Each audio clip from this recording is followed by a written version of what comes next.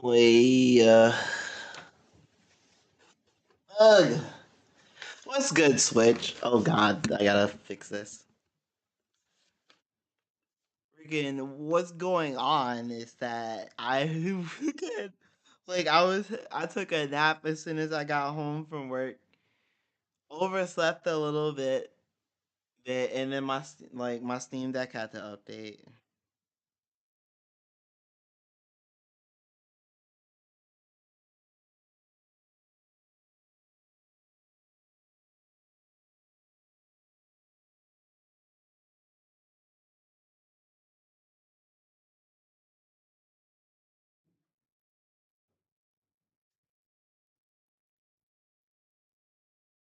Yo, what's good? What's good, y'all? I kind of want to look at this shop real quick.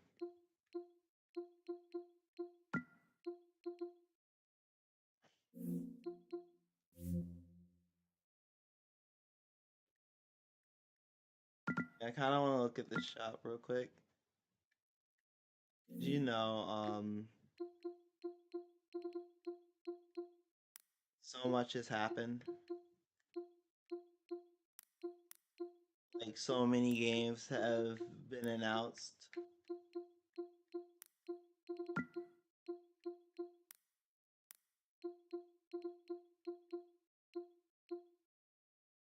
Oh, that's good. Yeah, we have Persona 4 Revival. Yeah, I have that in my wish list. There we go. Um, did we get Crazy Taxi?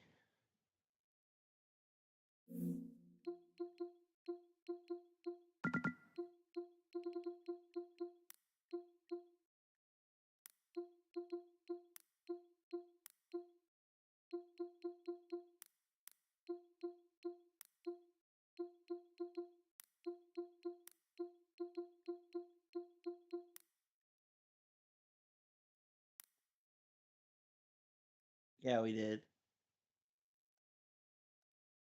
I don't know if there's anything else I missed. Tired.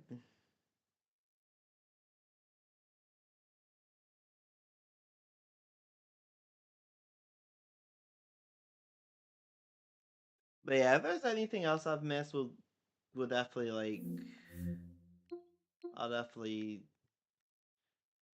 get it eventually. I think the Steam Machine controllers, oh yeah, still out of stock.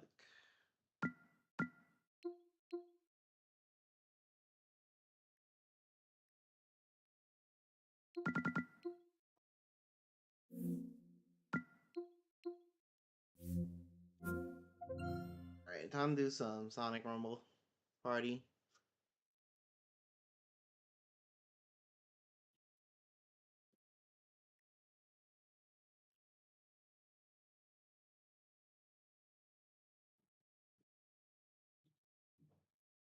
Yo, Rose the Hedgehog, what's good?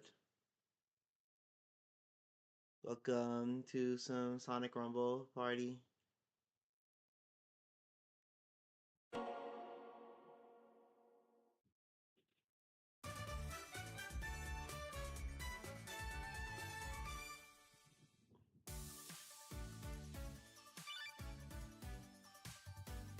Yeah, I'm taking off work to stream the direct tomorrow.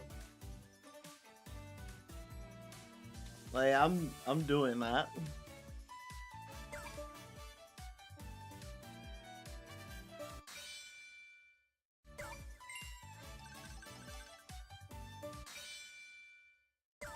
Like usually I don't do that, but it's like literally hype season. Like so much is happening.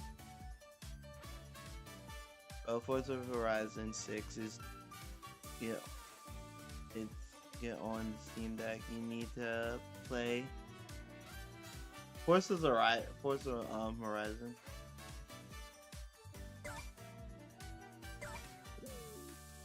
Oh no, I don't know.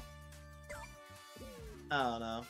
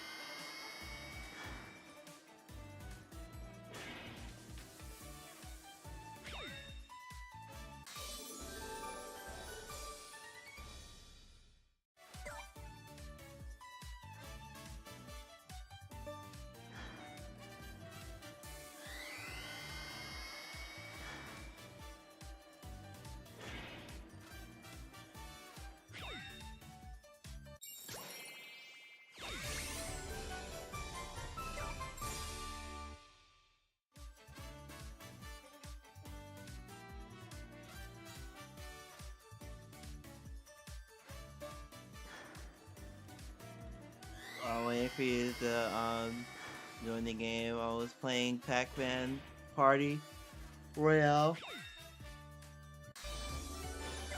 Man, what?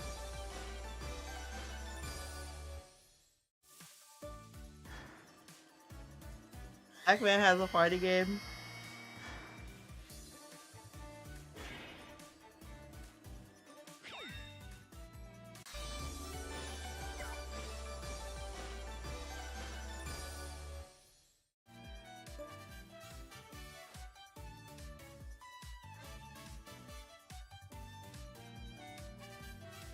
Who's Forza Horizon 6?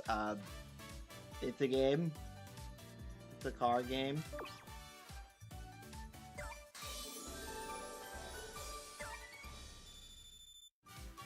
Oh, I never really was a huge Forza person.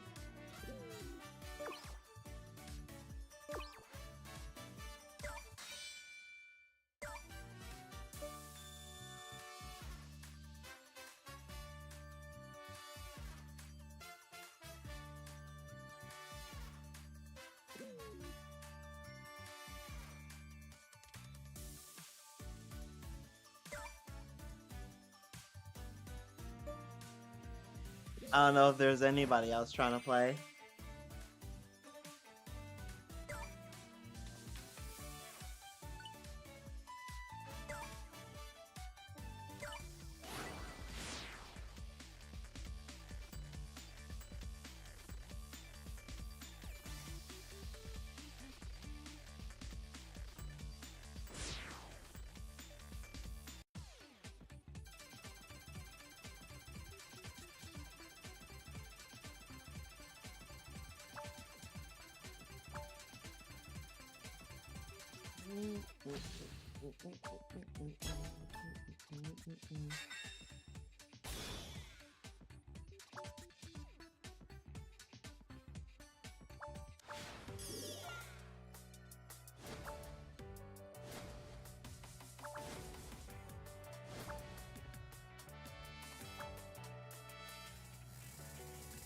Alright, which one is this? It's this one.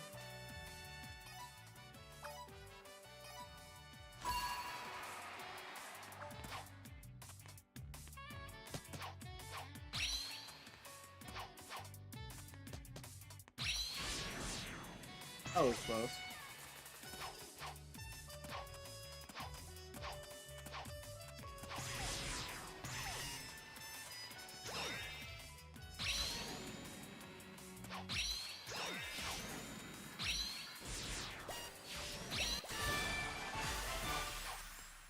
Came in second for sure. Third? Okay. Well, I made it to the podium. That's all that matters. I still made it to the podium.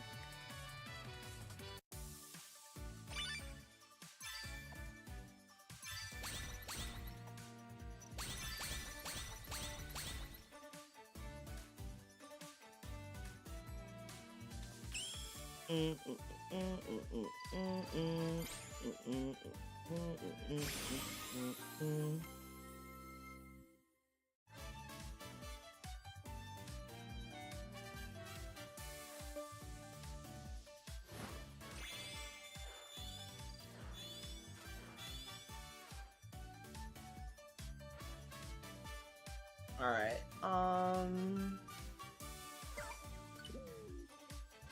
do one more of the party rumble thing.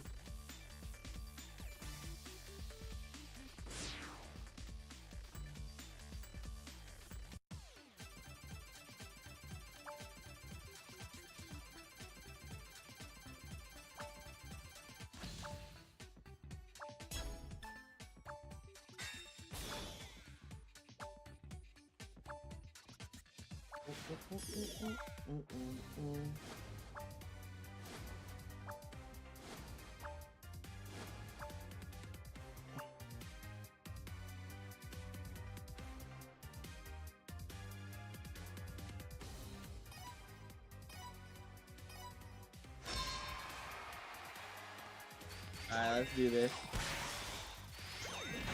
It's a freaking boss?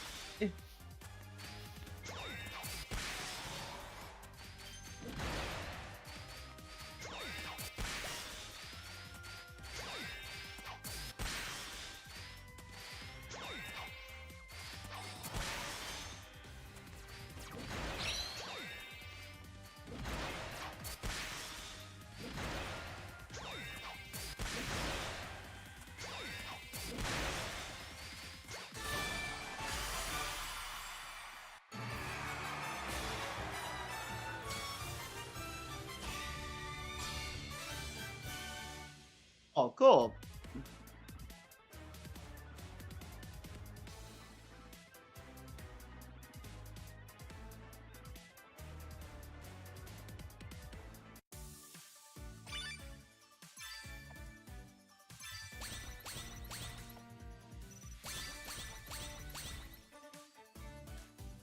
The random mode that was just there.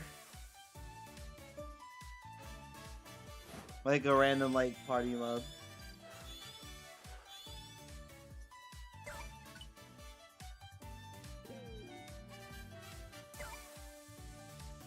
Like I didn't even know there was like boss fights within that.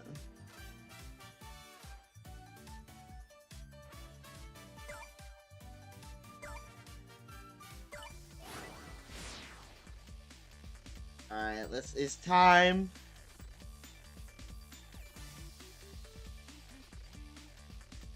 Those two games were basically warm-ups.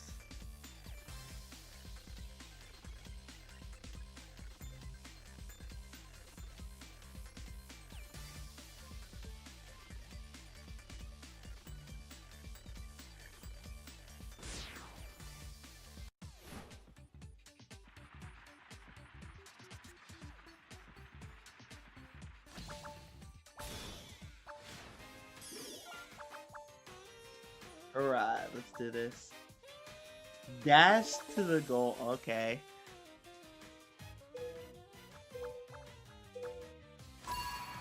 Ooh boy, this map. Oh my god.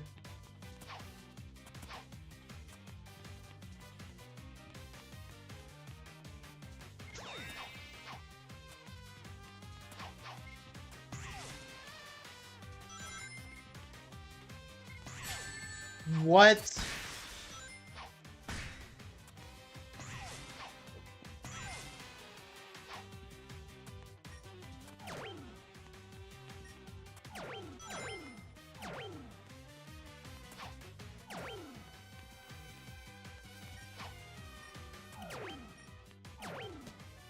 There's one more button.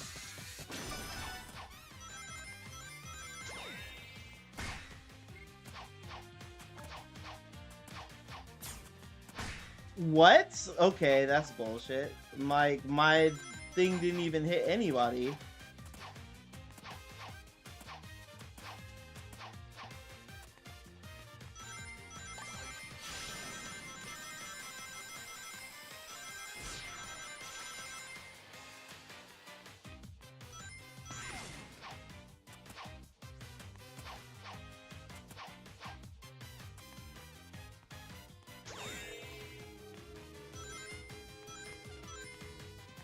What the fuck?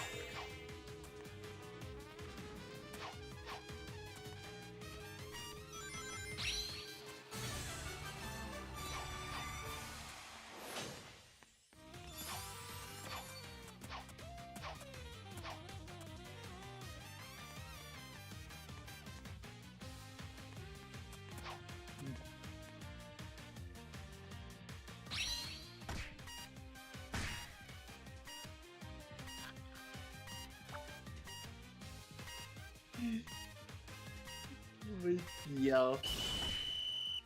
What the heck, Sonic?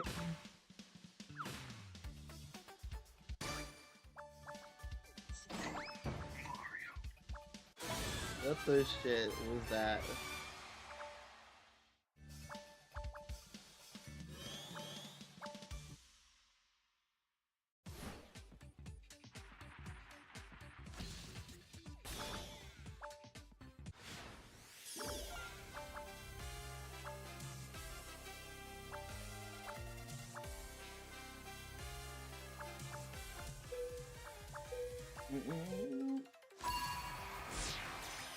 Alright, let's go.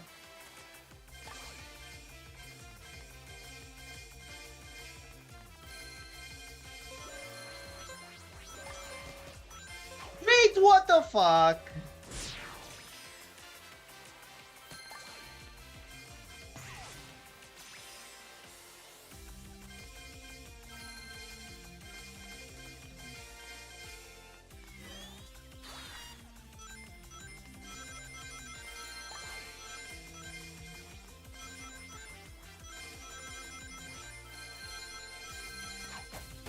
Alright, doing good. Okay, we made it.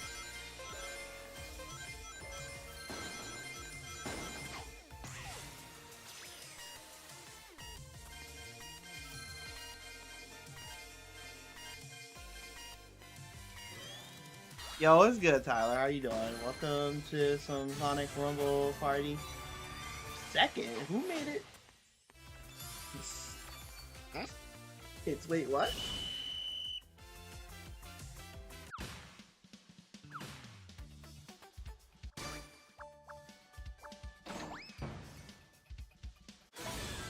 The freaking Shadow Passy.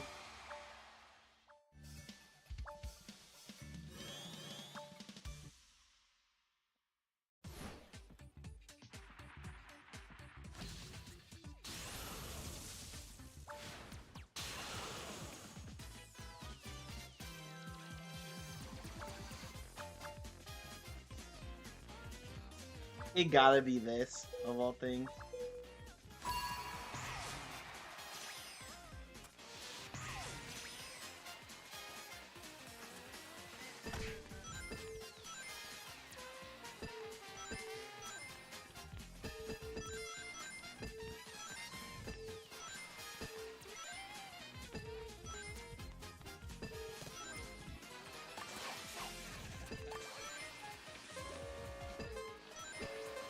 More bumpers.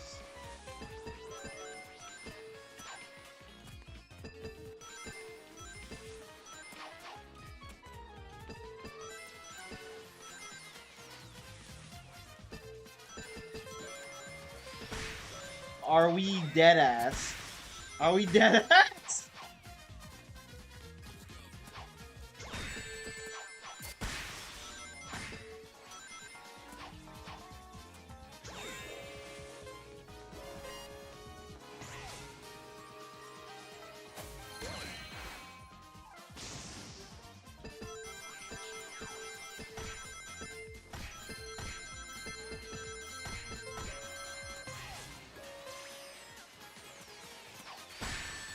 Are we dead ass?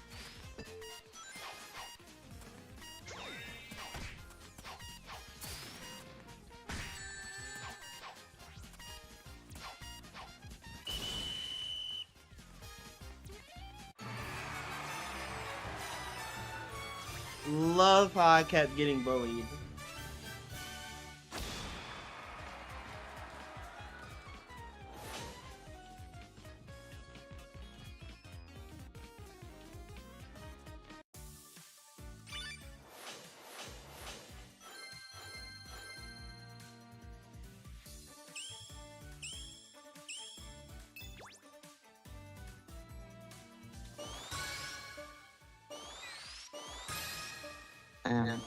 Hello? Oh my god. Why is my earphones not working? Oh no. Do I sound far away? No, it's just yours. Literally, like you. Instead of me hearing you from my earphones, I was hearing you from like my computer. Like like you were on speaker, and I was like, "Holy shit, that scared the fuck out."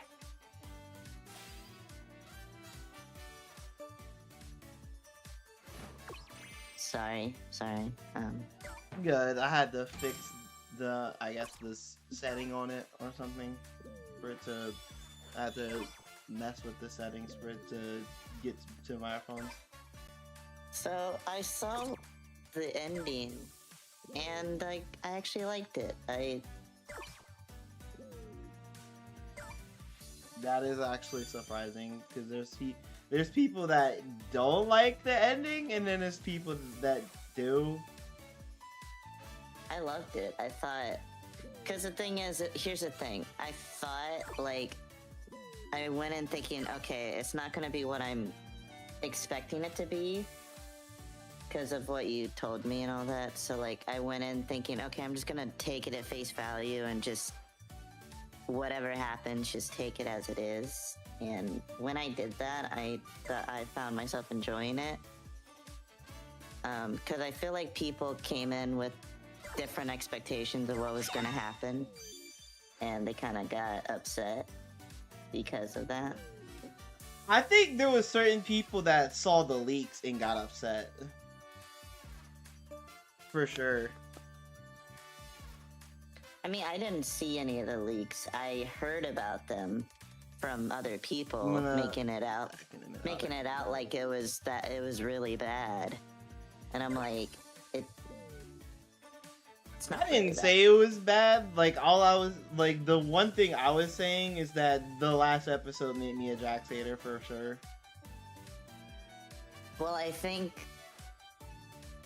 based on what you're watching, like based on the source material itself, you're supposed to not like him, but that's the point. You're not supposed to like him. That's what makes Pomni's character so great, is because she loves Jax despite all of his mistakes and everything he's done.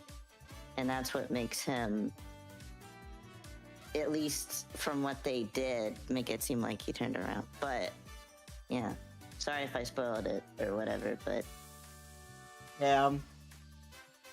I don't really care at this point. Like, It's so all many over people. Twitter. It is all over Twitter. So many people have already spoiled the damn thing. You could put like in your description or something, warning at this time frame they get spoiled or something.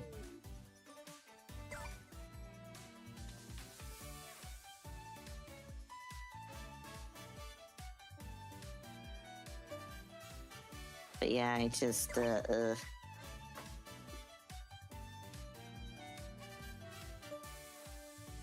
Yeah, it's like what he did to Ribbit, and then like I'm just like, what the fuck? I don't care about Kaufmo. Kaufmo is really bad.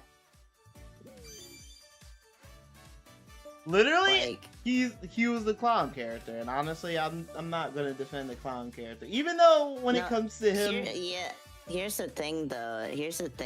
It's like they were having a moment together where like they're actually like, you know, like he was like fully opening up, and then Kaufmo came in at the last and interrupted it.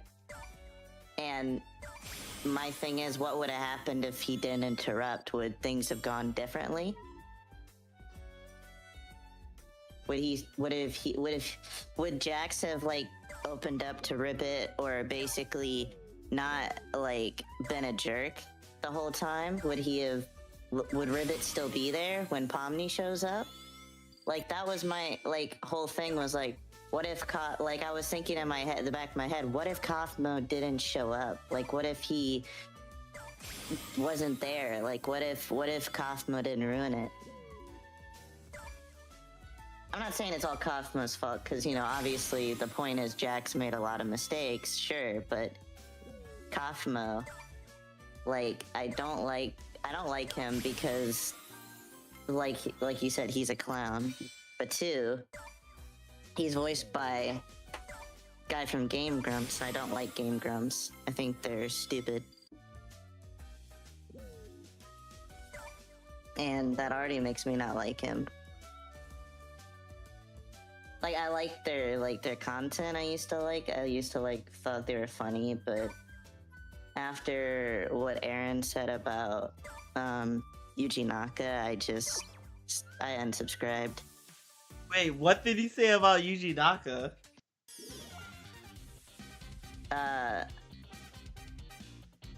You don't know what he said about What Well, that's why I'm asking. What did he?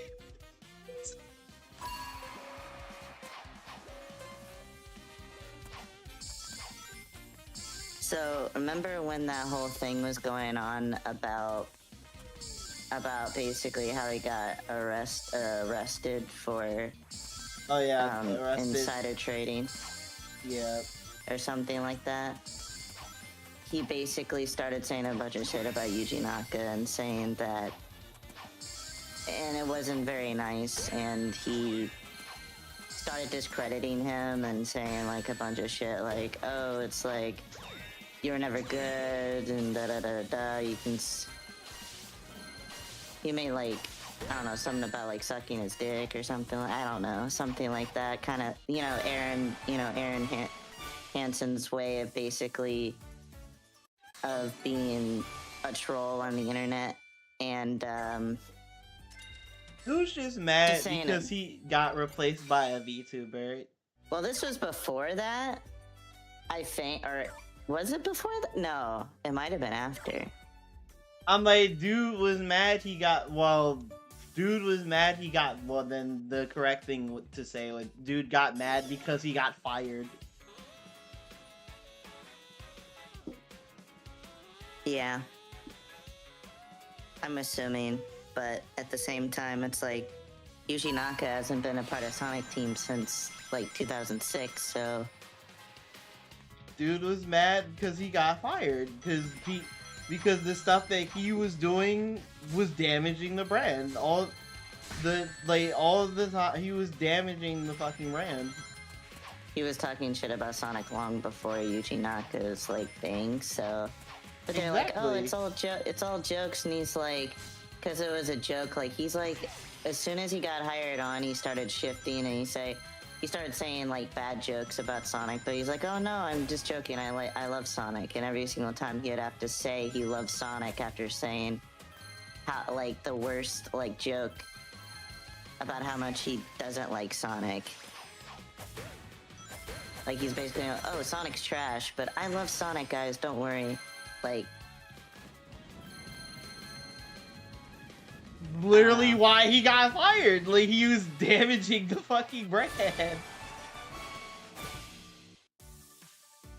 yeah, and it's like, even like I understand people being upset about Yuji Naka. Like you're allowed to be upset about Yuji Naka and what he did, but he's still one of the creators of Sonic. He's like the co-creator. He's still one of the fathers He's the of big. Sonic. He's what I call the. He's what I call the big three of the creation of Sonic. The founding fathers of Sonic. The three founding Yeah. fathers of Sonic.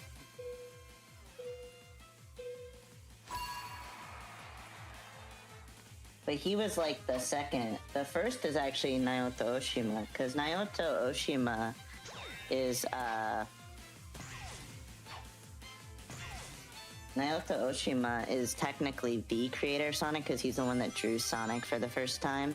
His drawing is the one that won people over. So he created Mr. Hedgehog, Yep. or Mr. Harinezumi, which is basically Mr. Needle Mouse when translated. That's why everybody like thought it was supposed to be Mr. Needle Mouse, but it was actually Mr. Hedgehog. But it was like he misspelled it. But it directly translates to Mr. Needle Mouse, but the correct term would be hedgehog because Needle Mouse is basically just another way of saying hedgehog in Japanese. So you'd call Mr. Harinezumi, which is just Mr. Hedgehog. But yeah, I just didn't like what he said about like one of the fathers of Sonic. I still don't like the idea of what he did, but I'm not gonna discredit what he says about Sonic. Like I can separate the art from the artist. And when the artist has an intention with the character, you still have to like everybody that's saying, that. oh, yeah, it's like everybody that was like discrediting him after about like stuff that he said about like Sonic and Amy and all that. You can't discredit him for saying that because he created Sonic, just alongside Naoto Oshima as well. Like both of them say the exact same thing. Exactly. Just because they don't work for Sonic Team anymore does not mean that they don't have any say when it comes to Sonic. And let's not forget, Taki Iizuka, Takashi Iizuka, yes. Iizuka, yeah. Iizuka-san, yeah.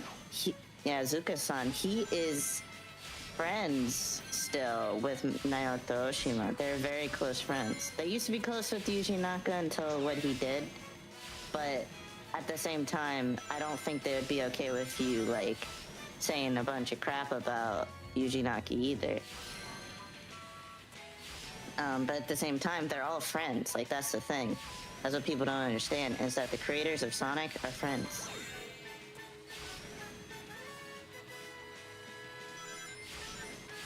And, so that's why it's like, even though they're not a part of Sonic Team anymore, they always have a say in what Sonic is and what Sonic does, because they created the character. It's like if Walt Disney were still alive and people were saying, oh, well, Walt Disney says, oh, yeah, Mickey and Minnie are this or that, and then people are like, oh, no, you can't say that because Mickey and Minnie are like this. I want Mickey to be like this. And I'm like, you can't really tell the creator of said thing what it is. What the intention of that thing is, because like here's the thing. I'm not gonna limit people's like headcanons or limit people can have their creativity. headcanons, but it's just like people are treating their headcanons like it's the actual canon, which is what made me hate headcanons in the first place.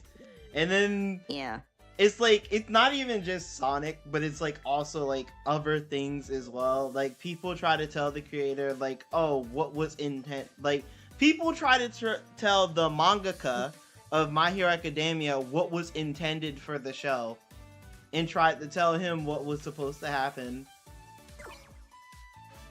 How can you do that? I don't understand how you could do that.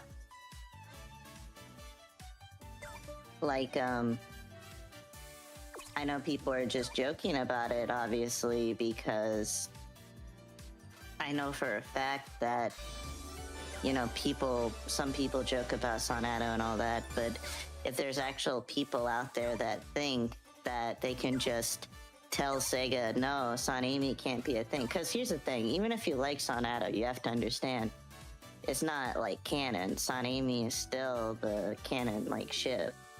Even if they aren't dating, because you can be like, oh, well, technically they're not dating. That doesn't mean anything. You can still have an intended love interest and not date. Like for example, not in every cartoon is Mickey and Minnie dating. Sometimes they're friends, sometimes they're married, sometimes they're dating. Just for example, basically they are what the story dictates they need to be or should be, but we always understand that they are the intended love interests. So I don't understand why the same cannot be applied to Sonic and Amy, or like Mario and Peach, or any like, you know, obvious quote-unquote love interest type character. Even if like they take them in a different direction, they stay friends, or they get rejected, or whatever, they're still the love interest to the protagonist. Does not matter. So I don't know. I don't know, people are very insane when it comes to ships. When it comes to ships in Sonic, people are insane when it comes to that crap. Okay, I just joined your server and I see Sonic and Amy in the chat. I'm like, okay, cool. The stream? Yeah. Like, that's cool. Switch, which I think Switch just left. And then Rose the Hedgehog. Yeah. Are they like dating? Not, I don't think so. I don't know if they really know each other like. I don't know. I don't know like my chat like all that much. Like it's not like I don't have like a server dedicated for like my channel and like all and then like for like people with that watch me and all that because again I'm still a small channel. I'm still a tiny channel. I was just asking. I don't know. Well, there's the answers.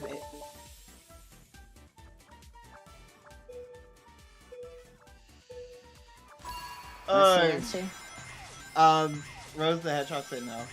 But yeah, So there's a I was about to say state of play. There's a Nintendo Direct tomorrow. I'm literally using my pay time off to pretty much stream the Nintendo Direct for you guys because we basically pretty much streamed the Xbox showcase but through my Tomodachi live stream. We watched the state of play, we watched the Summer Games Fest. You know, might as well just watch all of like stuff, especially when it's hype season, all the special crazy games being announced. And you never know what Nintendo could actually be cooking something tomorrow. They could actually something really hype. What? I hit the spring. I literally tried to aim for the spring. Okay, that was weird.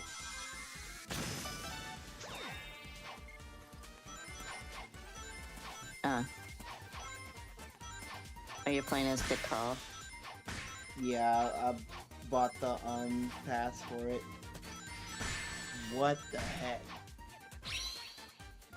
What the heck? I got stuck on the thing. The new Lego Batman game came out and I haven't played it yet because I can't. I'm broke and I can't afford anything right now. I haven't bought it either. I kind of wanted to play all the old Lego Batman games before I even get that.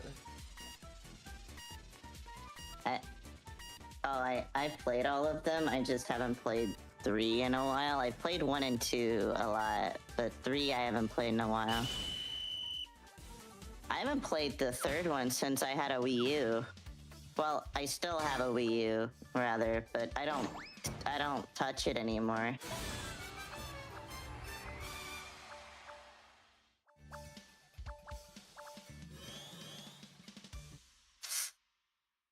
Yeah, does anybody still play on their Wii U? Freaking at time. Like, honestly, I'm just waiting for, like, them to drop Twilight Princess. Actually, you know what? Because I picked up Star Fox Zero, that's pretty much a reason to keep my Wii U, actually. Never mind. Like, I would have got rid of my Wii U for real if I didn't get Star Fox Zero. Cause I immediately saw Lost World and I was like, no. Lost World was like, I guess another reason, I guess, to keep like my Wii U too. Why would you keep the Wii U for Lost World? It's not worth it. Cause I don't hate Lost World. Lost World it's an alright like game to me.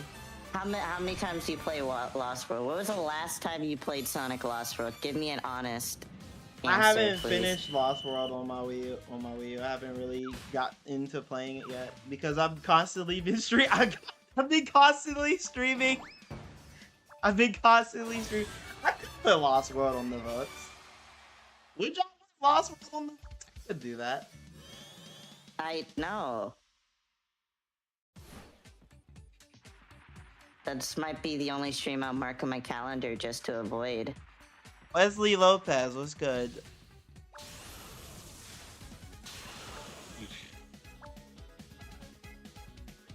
I don't know. I don't like Lost World. It's the noticeable turn point of when I think the Sonic series kind of dipped in quality. I know it happened way before then, but I'm still blaming it on Lost World. Gotta give it one. As much as I love Colors, I actually blame that where it kind of just dipped from that point. In terms of story, yes. In terms of like the model And everything else, the gameplay, I would say Lost World, because like Lost World is the first time we get the short quills. It's the first time we get the gameplay, the kind of gameplay that I don't know. And then the kind of where the meta era gets its name, because at this point, like, cause here's the thing, Colors was like different. Generations was like, okay, let's celebrate, 20 years. But then once we get to Lost World, it kind of becomes clear on like what they're doing. They're trying to pander towards like the classic fans. And I thought they were trying to pander to Nintendo fans at the same time too. They were trying to do both, and I don't think it like worked. Cause they brought like classic egg pawns back. They brought the Koopalings. I mean, the Deadly Six in the game. I still don't like the Deadly Six. I never have, and I never will. Every single time they show up, I don't like them. They show up in the comics. I don't like that. They showed up in Team Sonic Racing. I didn't like that. They showed up in... They're still in Sonic Racing Crossroads, and I still don't like that. Yeah, I like they're like just that everywhere. Either. They're like a virus. They just won't go away. They're like the Sega would not let them go. It's like, and then it's like there's propaganda out there that they're like, oh, people would defend the Deadly Six because of the IDW comics, and I'm like, no, that propaganda is not working. I still fucking hate those fake ass bootleg Bowser and the Koopalings. It's like everybody's like, oh, but they're so much better in the comics, and I'm like, how? Just because you can't hear them actually talk? Like, huh? Like that's it would. I don't know. I don't understand. Like, oh, but they're so much better in the comic books, and I'm like, that's great for the comics, but we're talking about the games, and they still suck. Like Zaz is there. I never liked Zaz. They always like putting Zaz and everything, and they like Zavok and Zaz are like the only two Zeddy that they actually genuinely like, and they're my least favorite. If you're gonna put a Zeddy in there, put like freaking like Xena or like somebody else, like, or like Zik. Like the old Master Shifu looking like character.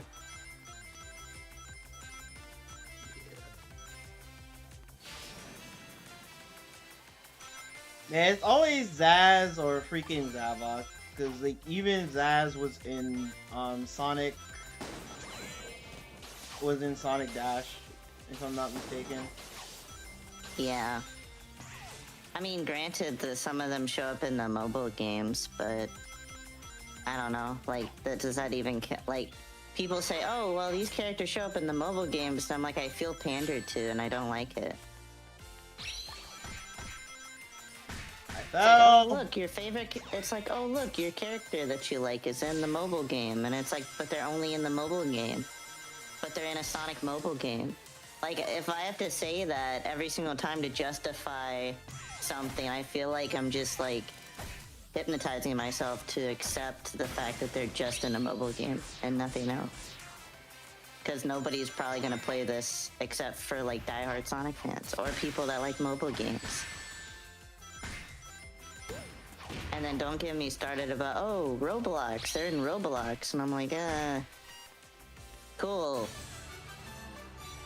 They're in an app where a bunch of like child predators end up playing. Okay, that's great. I love that.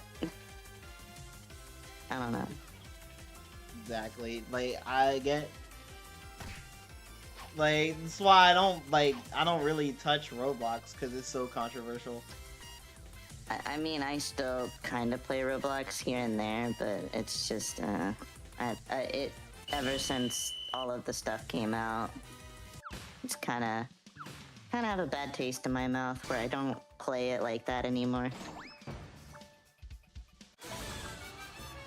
I'll just go on it every once in a while when I realize my character is like they remove my character like again, because they'll always do that where I make a fan character, make an avatar, and they'll remove that character's asset, so I have to go in and remove it and rebuy a bunch of shit with Robux. It's always the same Robux. They'll like always give me my Robux back. Like if they remove something from the item shop, they'll always just give me my Robux back, which is nice, but I don't know. Maybe just, you know, give me my money back or something. So I don't have to play your game anymore. I never really spent money on Roblox, to be honest. I never really bought any Robux.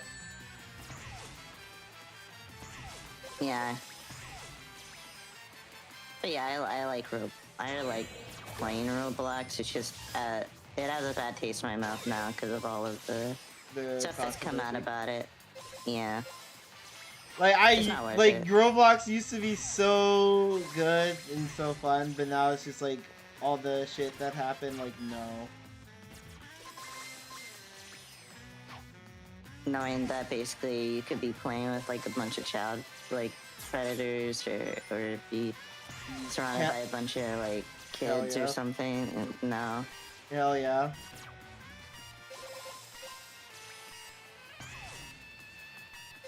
It's like there's like a whole voice chat where like people can like go and like talk to like each other. And why did they add voice chat as a thing on Roblox? Why did they think that was a good idea?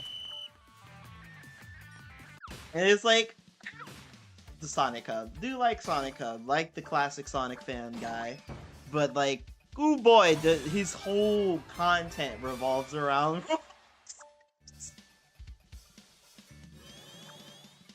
I mean, there is a like fan base for people that like do that kind of Roblox stuff. Like there's a community or fan base now of people that play Roblox, and specifically like Sonic. So there is a click for that. And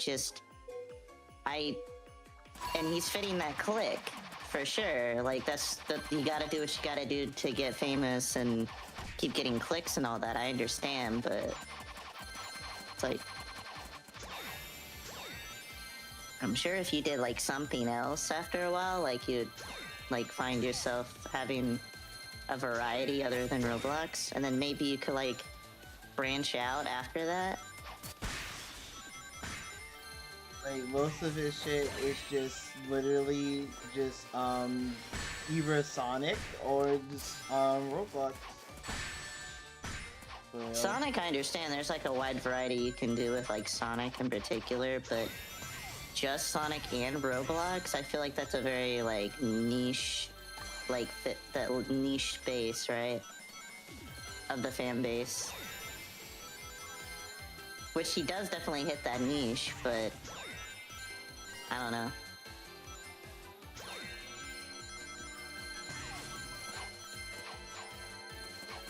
Because it always seems like once people start playing Sonic games, they can never like truly go back. Like, because there's a lot of times where even Pariah was like that, where he felt like since he was doing Sonic for like 5 or 6 years or something like that, he started getting upset because he's like now it's like half my audience left because I stopped doing Sonic.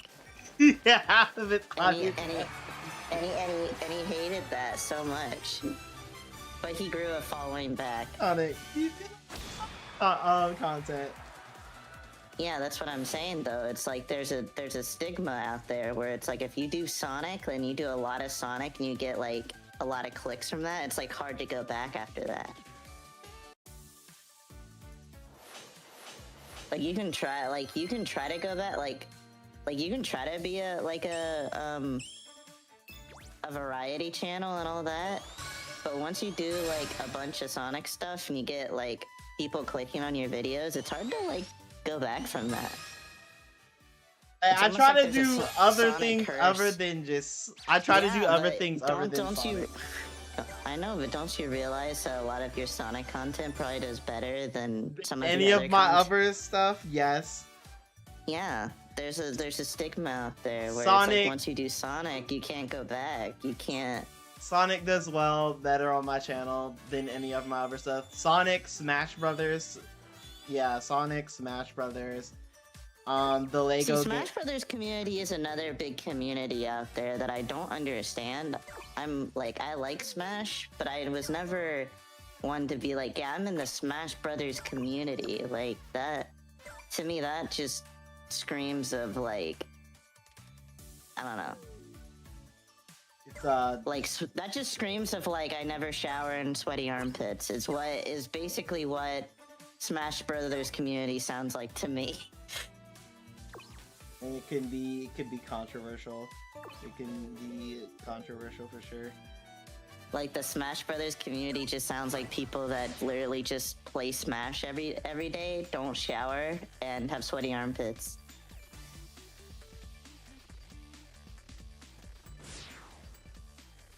And I don't like it. And I'm not insulting the Smash Brothers. If you're in the Smash Brothers community and you like it, that's great. But please take a shower before you talk to me. Yeah, I'm really sorry. does well. I'm sorry. Yeah, I'm sorry.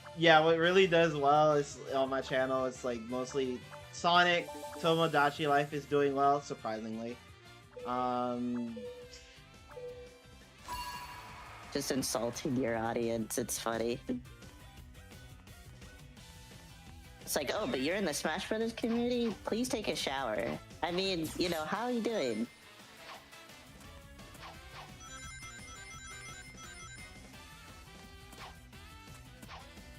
Like, I think the biggest thing for like Smash is just the competitive side. It's mostly like the competitive side, and then the competitive side is what is the ones that don't take the shower for real.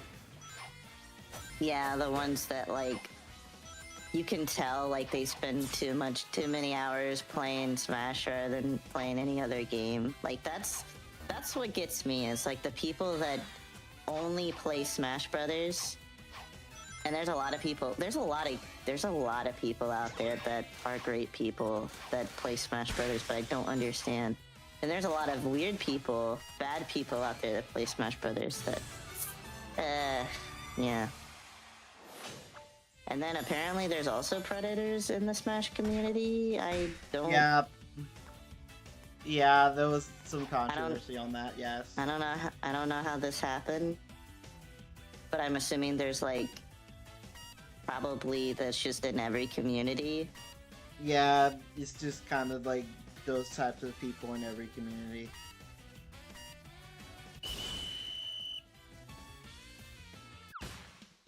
But apparently people always highlight Sonic and Smash in particular.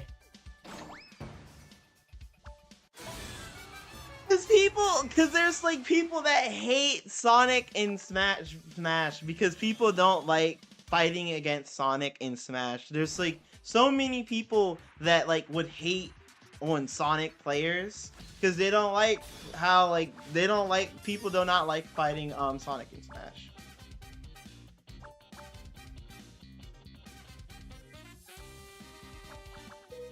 The most like I would think when it comes to like that is just like, yeah, there's a lot of like there's like Sonic mans out there, but like, oh boy, they get hated because, well, the way how like Sonic plays, and that it's just like hard to beat the most Sonic like players, because most like pro Sonic players are really good. Yeah.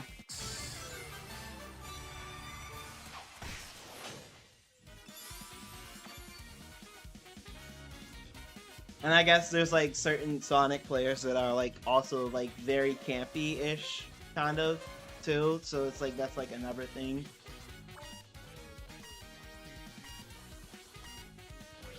But yeah, Sonic's been like been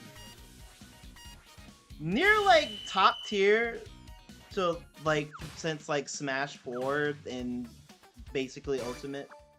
And that's where most of the Sonic hate came from. It came from like literally like I would say all the Sonic hate started around Ultimate.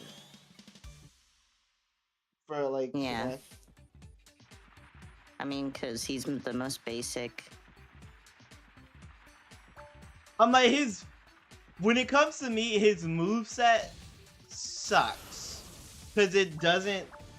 Cause most of the attacks he got are like some Smash originals and that they're not referencing like other moves that he obviously has that he could have had. So it's like you can obviously tell the only games that Sakurai could have played is Sonic 1 obviously and Sonic the Fighters. That's about it. He clearly didn't look at like all like Sonic Battle or any other type of game to where he could have had like a whole different moveset.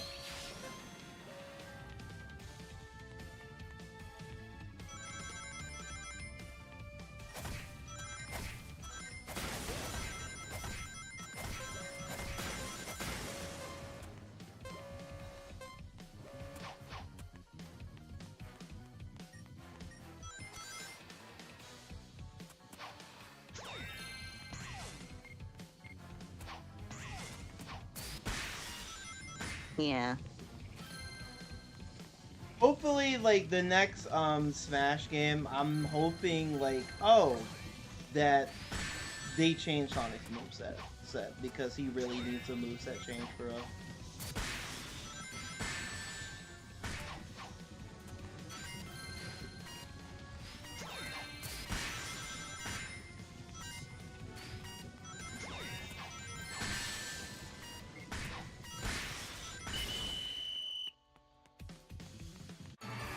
Sonic really needs a moveset change.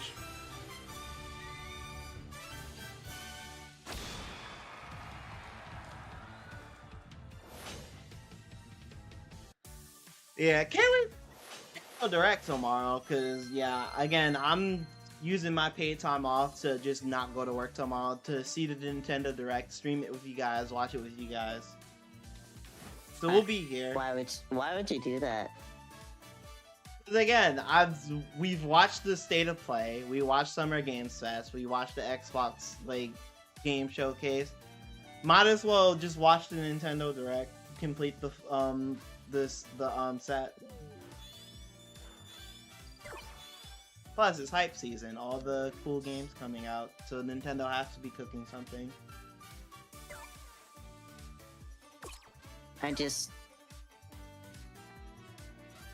People think like, oh, are we gonna get the Sonic Frontiers Definitive Edition announcement at this Nintendo Direct? I'm like, it's possible, but like, I'm not gonna count my chickens. I'm not gonna have my hypes up, like my hopes up when it comes to that. Because it would be it would be a high chance if it was a partner showcase. But it's not. It's a regular Nintendo Direct, so it's like the chances are low. Unless they just surprise us, I guess. Yeah. But like, my thing is that part of me thinks that Sega is going to skip this Direct, and we could have a Sonic Central sometime this month. I would think that's the best scenario for them to do their own thing that they have something control of, and like announce all the stuff that they have like that's coming like this year in terms of like merch, and then basically publicly like this year and next year, probably. This year and some stuff that's coming next year. Like talk about basically merch, talk about the live concert shows that they're doing. The only thing that's going to scare me though is I'm scared that like most of the content that we care about is only going to be for next year. Because we already have Pico Park announced, and we don't know when that. It doesn't even have an official release date, so it literally could be next year Some indie, already for one. some indie game. So we already might have a game that comes out next year. We might. I would venture to say Frontiers Definitive Edition would probably come out this year. Just because it has a rating already, so we know we're probably getting that this year. But in terms of like new content, I don't know. Maybe we've already crossed the threshold. Maybe we're only building for next year after Frontiers Definitive Edition, and that's my biggest fear. Is the Central is going to reveal, oh yeah, here's all these announcements, but most of what you want is coming next year, and then they're probably going to give us like some sort of teaser. Maybe to say, oh yeah, by the way, the movie 4 is coming out in 2020. You know how like they did, like they're saying, oh, we don't have anything revealed yet, but it's coming, that kind of thing. Or like some sort of like interview with like Jeff Fowler or something, just Jeff Fowler saying, hey guys, thanks for your support and all that. And we look forward for you to see Sonic Movie 4 coming to you in 2027. Like, I know that is probably what's gonna happen. My biggest fear, though, is that we've seen everything that we're gonna get this year in terms of from leaks, and that's literally all we're getting. So ass. Like, the DLC, like, we're gonna continue to get DLC for Sonic Racing Crossworlds to finish out the year, and we're gonna get Sonic Frontiers Definitive Edition for this year, and then that's it.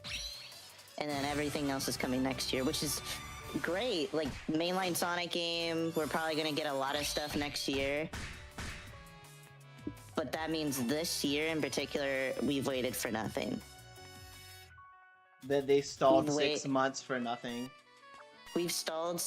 My biggest fear is that we've stalled up until this point because they have nothing to announce for this year, so they're waiting for half the year to be over, just so it doesn't feel like it's too long until next year.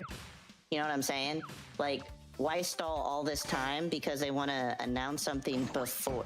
They literally could have announced something and then give us something to talk about. Yeah, if they announce it too soon, though, then people will be like, oh, we're waiting a long time till next. Oh, it's coming out next year? Man, that sucks. But now, they're like, oh, you wait till at least we have something to talk about and speculate on. At least now we have until only the end of this year now to wait for the next, like, mainline Sonic stuff. I don't know. Like, that's my fear, though. It's just the reason they've stalled so long is because they have nothing to show for this year besides maybe Frontiers Definitive Edition and then more DLC for Racing Crossworlds, and that's it. And then Pico Park and everything else that we've seen up, like, that is new is going to be next year. That's my biggest fear. Gonna be so ass.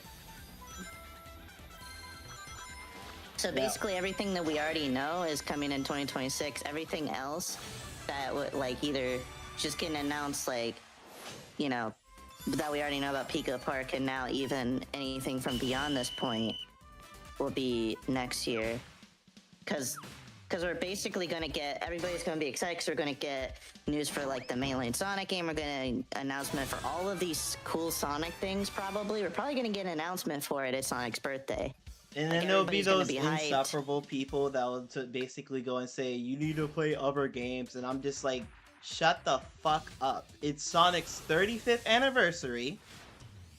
They literally, if it was any other year, I'd be like, okay, cool, I wouldn't be upset because I have Persona 4 Revival, I have Persona 6 announcement, Stranger Than Heaven, like, all these, like, cool, like, other, like, Sega IPs, Crazy Taxi, all the other, like, things that they're doing. I would be like, okay, I'm fine with that, But no, I'm not. Because it's Sonic's 35th anniversary, and, like, it, literally, if this is all they're doing for his anniversary, then that is ass. That is terrible. That's how we're celebrating Sonic's, like 35th, like, 35-year milestone? That is garbage.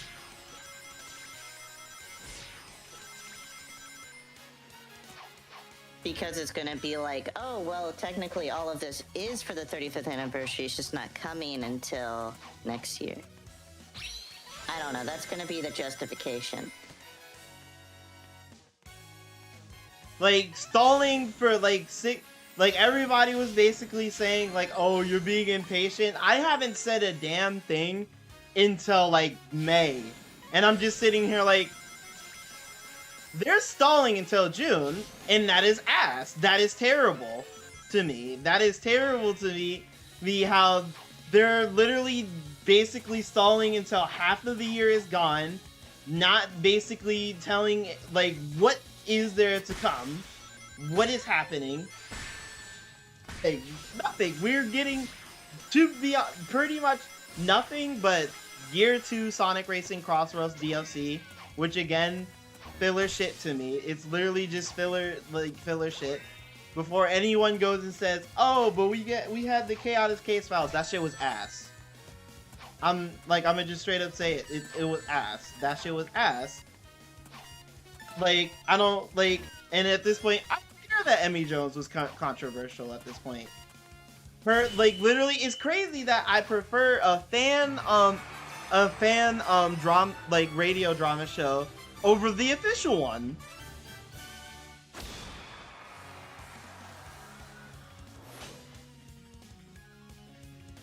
Like, you can say what you want about Frontiers, you can say what you want about Origins, you can say what you want about Sonic Colors Ultimate. They announced that stuff. Yeah, did we have to wait? Yes, but hey, at least we had shit to talk about. At least they had things to show us during that time.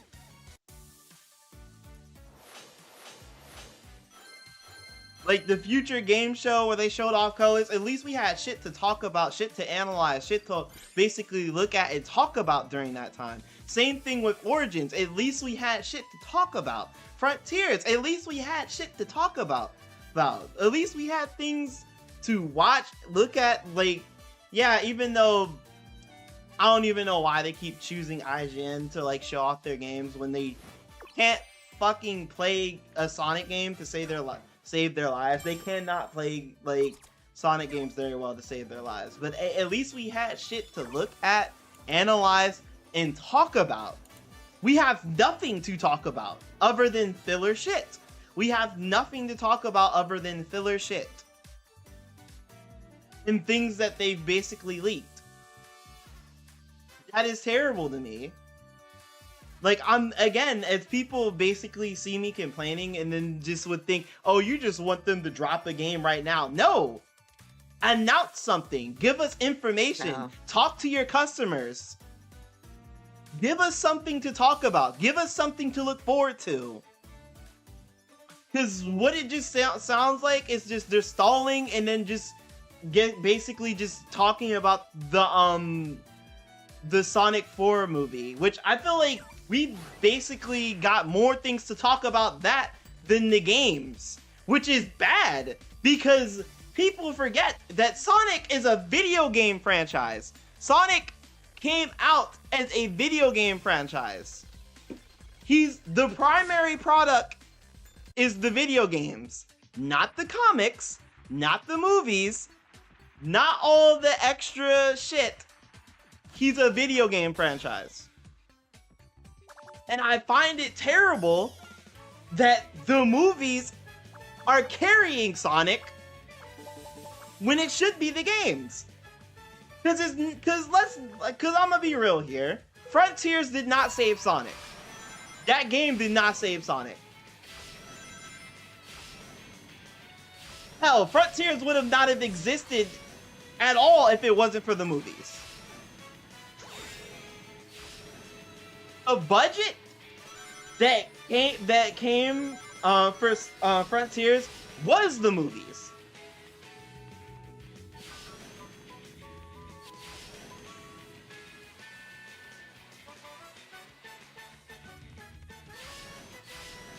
The movies are carrying Sonic, and I think that's bad. I think that's bad because Sonic is a video game franchise.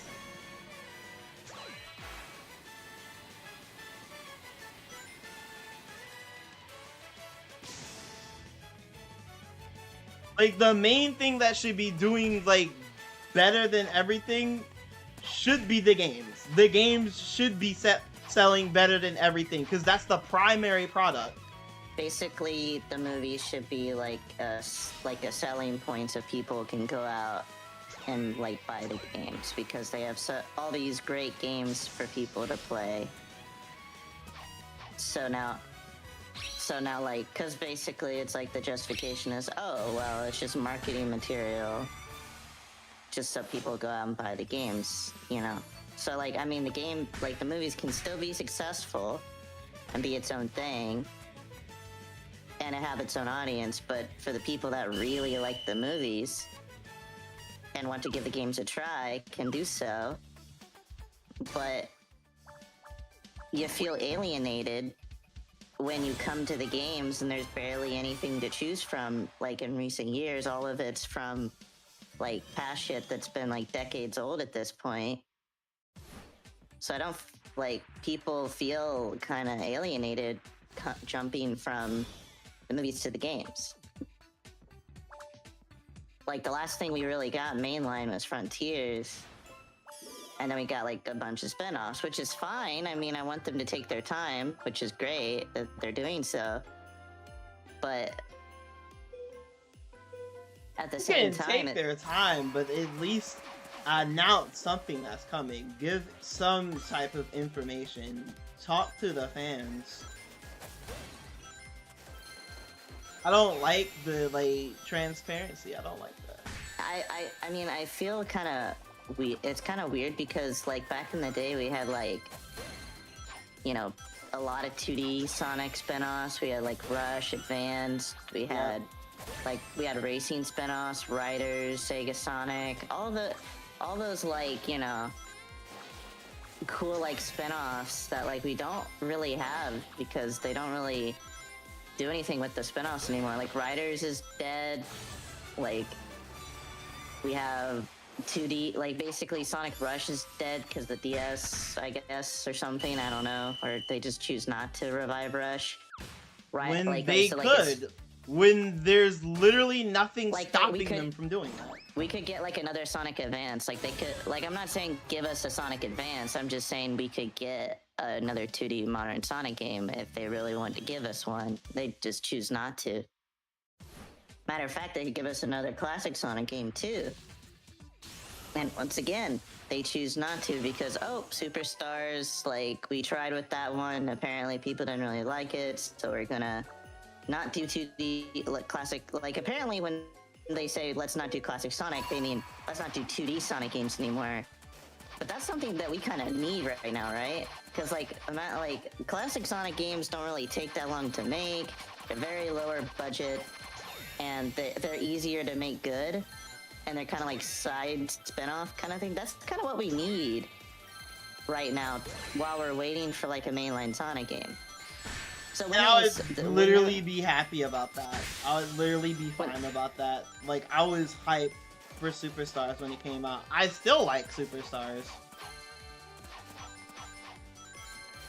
I think Superstars is actually better than Sonic Frontiers. I will die on that hill. Like I know people will get upset with me for saying that, but I actually believe Superstars is a little bit better than Frontiers. Maybe even a lot better. Because yeah, the boss fights suck, but it's mostly because it's not really that they suck. It's just like it's that it's long, and to be honest, it's mostly a skill issue. I mean, yeah, it's like, but if you don't like playing the boss fights, just play Time Attack or something.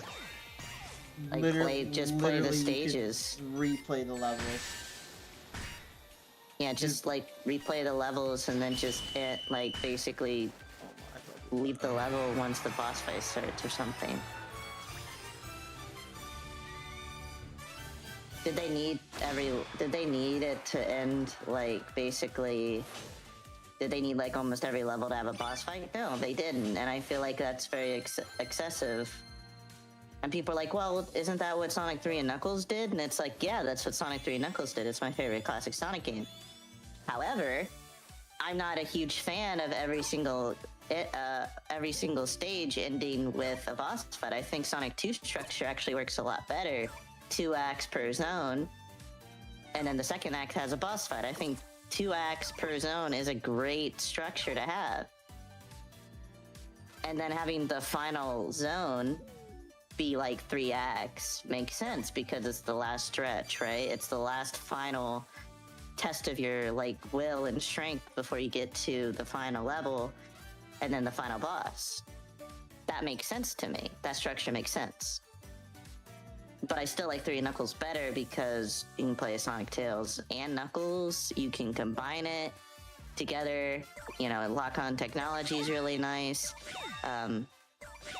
Michael Jackson's music is really great, and I just prefer 3 and Knuckles. But I think there are things that make Sonic 2 better. So when people say, "Oh, well, Sonic 2 is my favorite game compared to 3 and Knuckles," I get it. You know, like I genuinely understand why people would say that.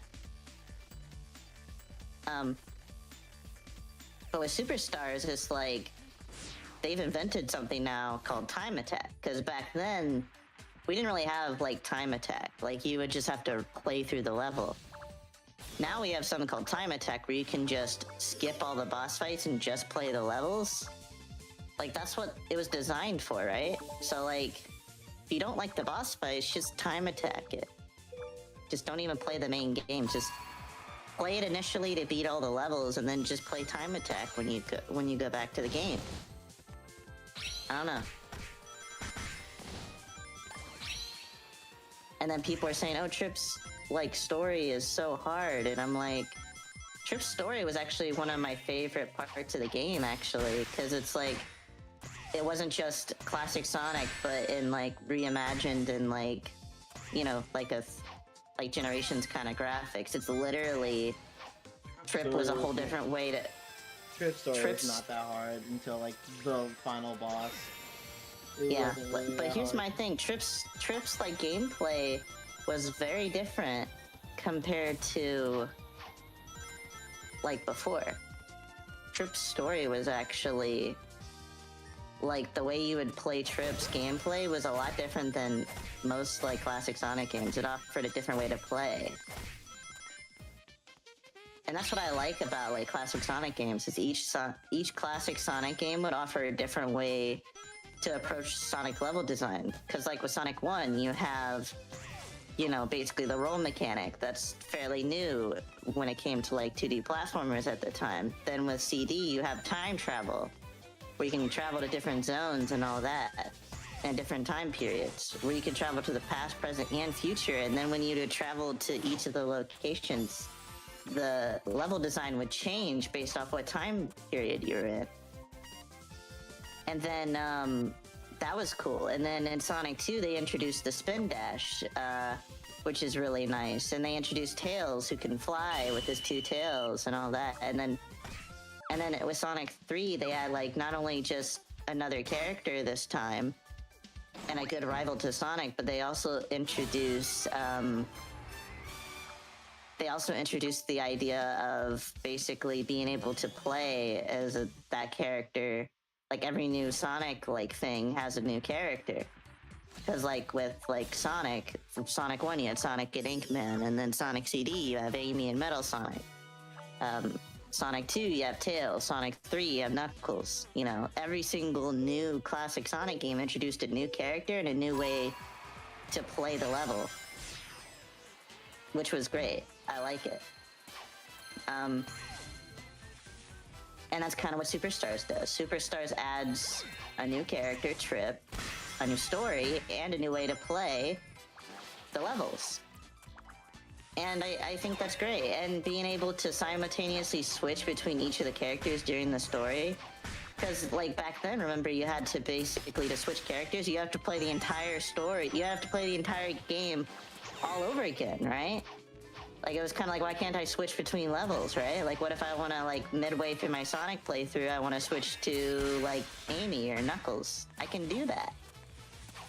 And yeah, Superstars. You can do that.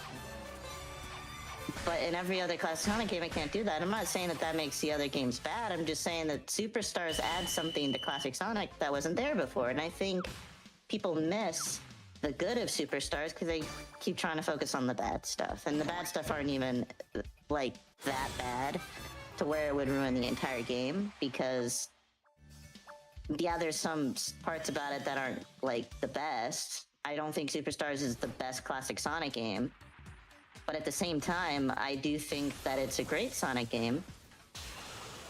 And I think that it's better than Frontiers in terms of like consistency and good quality compared. Because here's the thing: in terms of classic versus modern Sonic, and I'm gonna say this very nicely, in terms of gameplay, classic Sonic always was just superior because it's hard to fuck up a classic Sonic game. Like, it's kind of hard.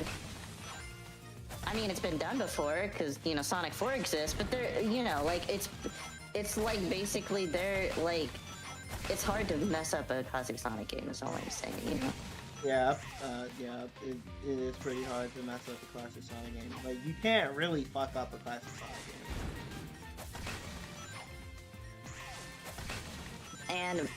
And basically Mania made an engine where basically the Sega can basically are allowed to use at any given point. So basically they have a like engine or a framework now that they can copy and use, where now it's basically like, yeah, like there will never ever be a Sonic 4 situation where the physics don't actually work, right?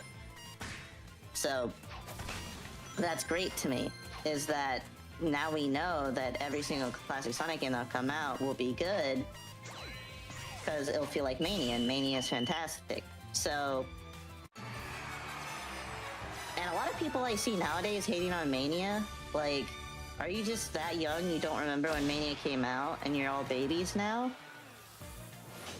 Because Mania was the best thing that came out in 2017, at least for Sonic. Damn, I would think the Mania hate is forced. Yeah. It's forced. Forces. Wow. We can never escape Mania without talking about forces, can we? But like, in the end of the day, it's like, here's the thing, like, when it comes to modern Sonic, it's like, there's a lot of great modern Sonic games. Some of the modern Sonic games are some of my favorite Sonic games compared to the classic games, but I would say in terms of consistency and quality, the classic Sonic games are better. Because modern Sonic has always been all over the place, very experimental, which I like about modern Sonic, but sometimes when experimenting, they didn't always quite land where they needed to. They didn't always hit the mark. Sometimes they would fall flat. Yeah, and then, like, even when they didn't hit the marks, it wasn't always, like, the worst.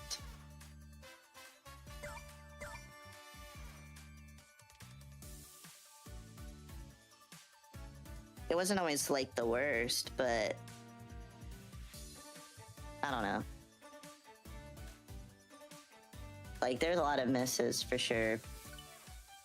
And the reason I'm bringing all this up is because when it comes to like movies versus games kind of thing, it's like the movies are bringing them a lot of success, which is great. But what my fear is now is that they don't have to focus on making games because they can just get all their revenue from basically the movies every 2 years, and they're kind of settling in a way.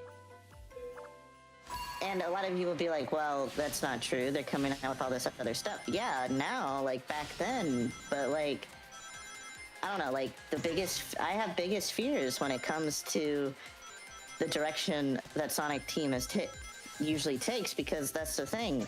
Just because something seems alright now doesn't mean everything will be alright later. And Sonic has set that precedent many times in the past. Look at it this way. When we had, like, the classic Sonic games, and then we got Adventure, everything seemed fine at first, but then 06 happened. And everybody's like, uh-oh, what's going on? What's happening, right? And then the same thing happened with, like, you know, Generations, right? Like, we were finally back on track with like great Sonic games, and then Boom came out and Lost World and all that happened. It's like, oh great, it's like we're doing this thing again where it's like we think that everything is going all right now, and then something happens, and then again with like I'm seeing like right now. we just it's like playing the everybody- regular game, Cameron.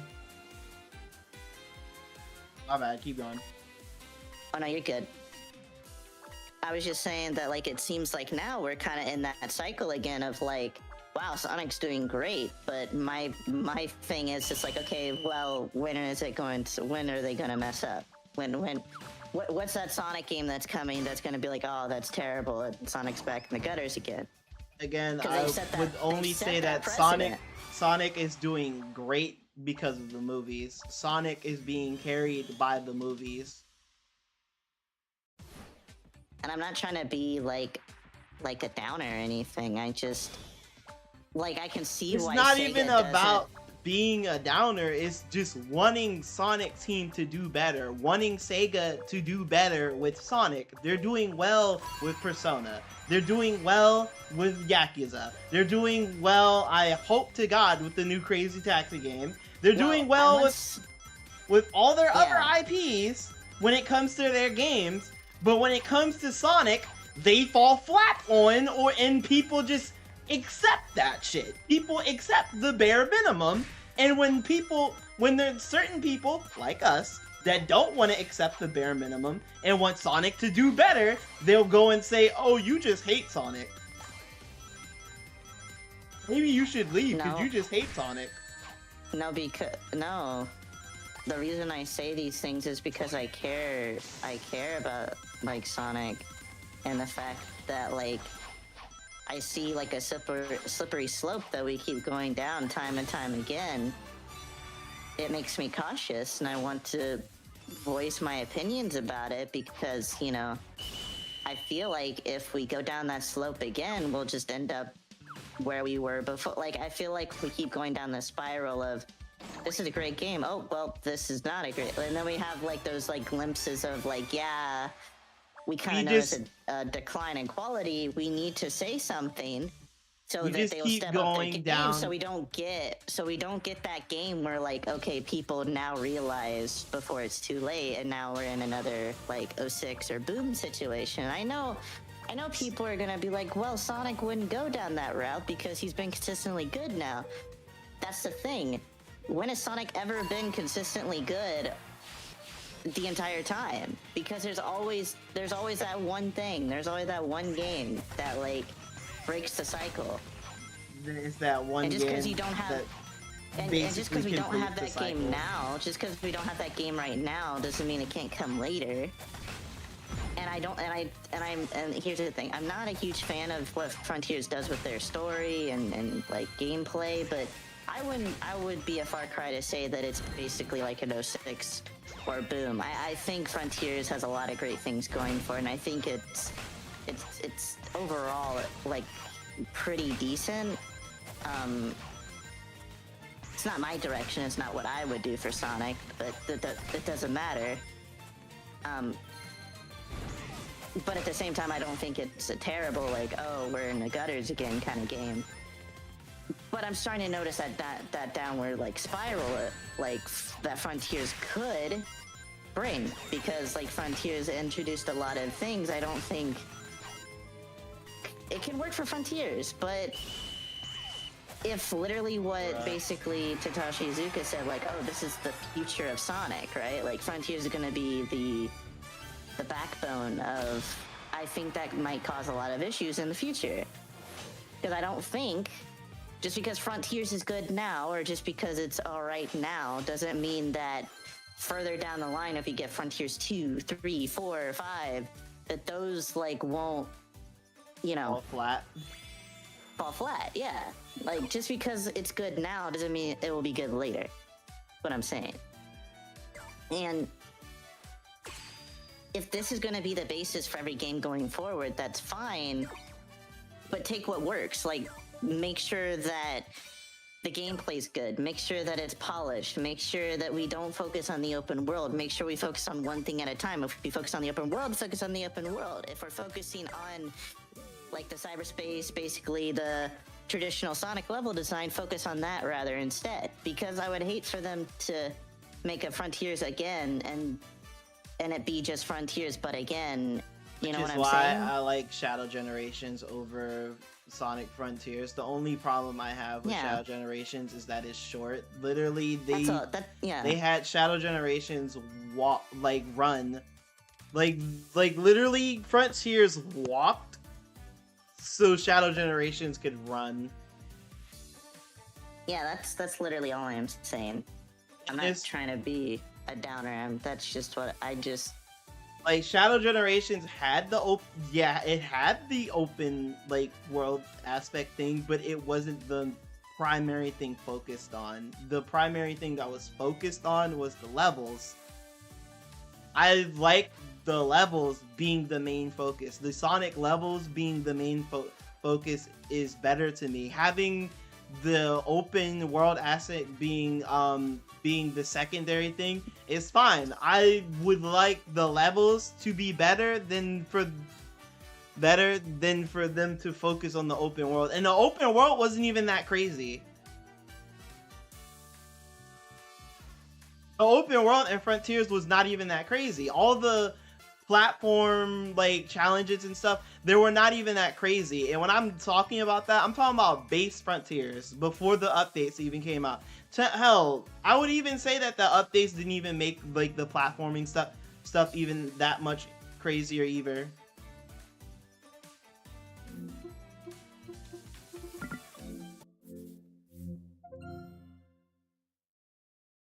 Yeah.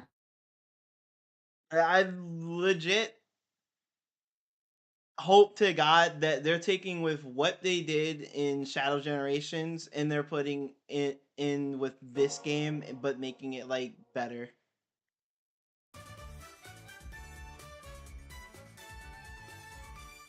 Like I hope that they're building upon like what they did with Shadow Generations but make it better within this next Sonic game. And the thing is, I know that we're not getting it this year. I know we're not getting the mainline Sonic game this year, and that's fine. At least give us a teaser trailer for it. Tease it. Give us a trailer. Give us something to talk about. Let us know that it's coming, other than being quiet. And then just announcing it like when it's about to come out. Advertise the shit that you're working on. Talk to your customer.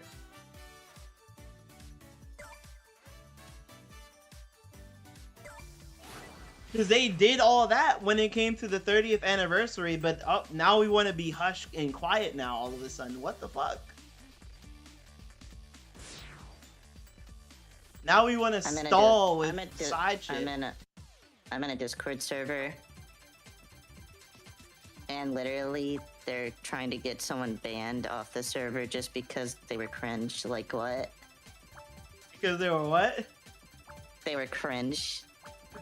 They're like I'm like, cause like literally they're like, it's like literally what did this person do? And then this guy's like, he committed the worst thing you could do on the internet. Be kind of cringe. Nah, he was just being cringe. He was just being cringe. It's funny, right? Because back then the Sonic fandom is still kind of cringe anyway. But it's just like, it was hella cringe back then. Oh yeah, for sure.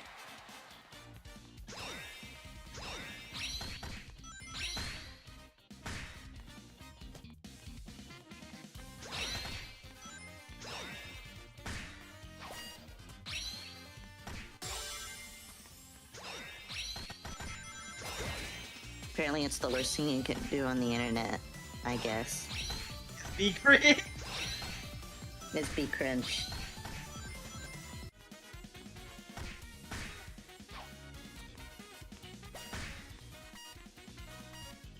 The worst thing you could do on the internet. Be cringe. Yeah, like screw everything else that you could possibly do on the internet. Being cringe is absolutely the worst. Yep.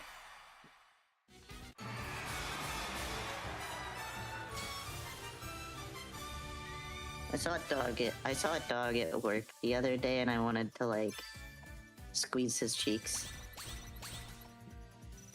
Oh, is it like a service dog? Yeah, Because like I know like regular dogs wouldn't be able to like go in. it was but, like a mix between. It was a mix of like a pit. It was like a German Shepherd, mix of a German Shepherd and like a pit bull or something like that. And I just want to squeeze his cheeks. Mm. It was like the smallest, little, ugliest looking dog I've ever seen. It's like ugly. It's like those dogs that are so ugly that it's cute and you want to squeeze their cheeks.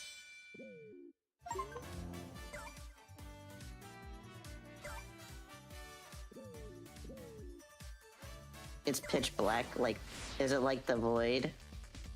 You mean the Void from the Amazing Digital Circus, or The Void. I'm like, the Void wasn't pitch black in the Amazing Digital Circus. it wasn't? But I don't. Apparently, the Void was the recycle bin.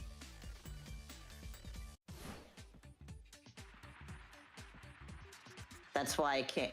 Like, that's the thing. It's basically a computer, and the Amazing Digital Circus, like, when they deleted Kane, he didn't immediately get discarded. He went to the recycle bin, which He was went to the Void. recycle bin, and then it's like if he got if someone emptied the recycle bin, he would have died.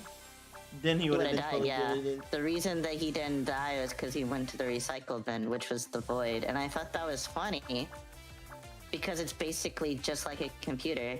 And that's basically what the Digital Circus is basically a computer program. And I thought that was neat. Like, I don't know if anybody caught that. Or if it was just me. But I saw that. Did you catch that? Like, basically, when he got deleted, quote unquote, because you know when you delete files off your computer, it doesn't immediately get Yeah. deleted, it goes to recycle bin. Yeah, that's exactly where Kane ended up, is in the recycle bin. And that's how he survived, because a lot of people are like, didn't he get deleted? And I'm like, yeah. But when you delete files off your off your computer, they're not actually deleted. They go to the recycle bin, where you delete them from the recycle bin. But no, like, you know, Kinger lost the computer, so he couldn't do that. So he thought he killed Kane, but he actually didn't. He just moved him to the recycle bin. But he definitely did delete him from the program, but, you know. He deleted it from the program, but, you know, he was able to come back because, you know, it's Kane. But... And I like how Kane, like, gave up his, like... I don't know. I don't know. I think Yeah, that fired other himself program out. was. I think that other program was Bubbles because he didn't come back. I mean, the Bubbles, Bubbles basically... Like, he looked and said Bubbles, and then basically it was just, like, a round circle where Bubbles used to be. There was no face or anything, so that makes me think that, like, Bubbles was maybe a companion that either Kane made or that the programmer made to have Kane, like, have, like, a partner, because I don't think, like, Bubbles is actually, like, a real, like, character or human like everyone else is. Like, Yeah. Bubbles is basically just an AI. And that's why Bubbles didn't come back after getting deleted when Kane did, because Kane does say in the episode that he's basically more than just an AI, because he's basically one of the programmers alongside Kinger.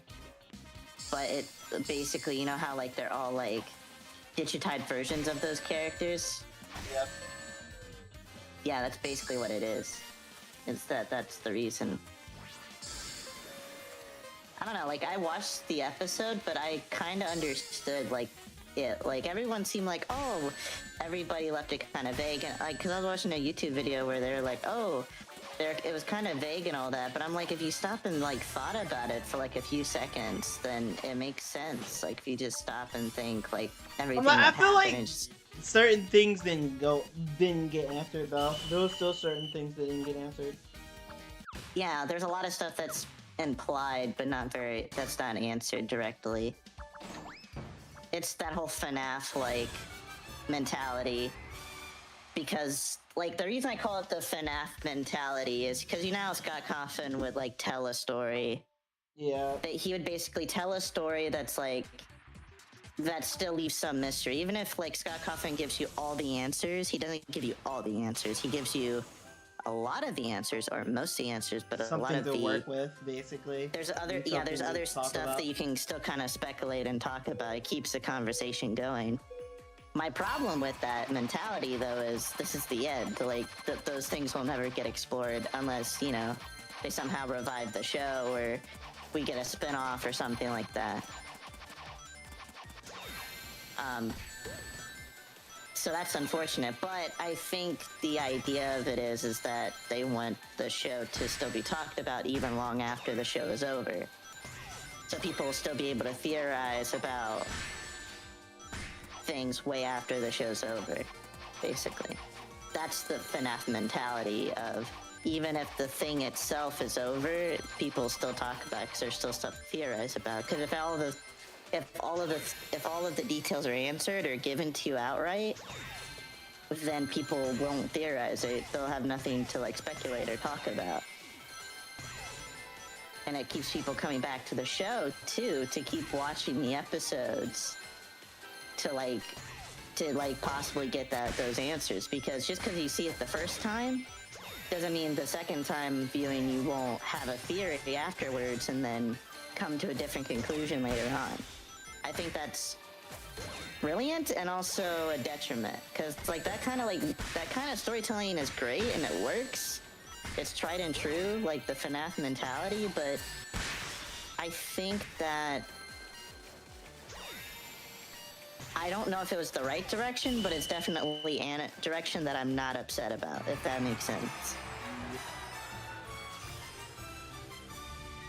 But I call it the Scott Cawthon, like, mentality or the FNAF mentality because it's basically, ever since FNAF came out, every single indie developer, even, like, horror flick, has done something like this. Like, for example,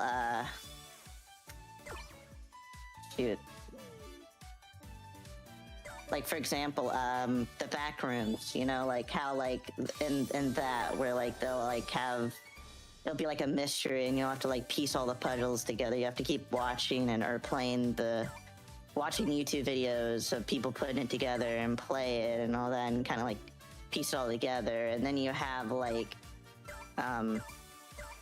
Poppy Playtime and all of that, and you have the same mentality. You have Benny and the Ink Machine. You know, all of these, like, things I'm mentioning are just examples of the Scott Cawthon, like, kind of storytelling, where they'll take a thing, make it very vague at first, kind of leave nuggets or leave information there, but by the end of the story, things are pretty much answered, but there's always those few, like, lingering things that they don't answer that leaves people to speculate. And that's, like, the Scott Cawthon mentality. It always leaves people wanting more, even if they're not necessarily going to get more. Yeah, they're done. Yeah, so... And I don't think Gooseworks, like, again, I don't even think Gooseworks want anything to do with the Digital Circus because the community was so terrible.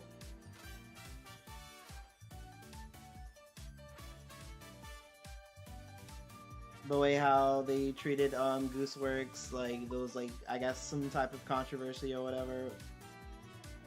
And, like, they were just attacking Gooseworks. And then not only that, but attacking the voice actor for Jax because he said something that's not, He said it a joke. He said a joke that's on some word that sounded like the N word. Oh.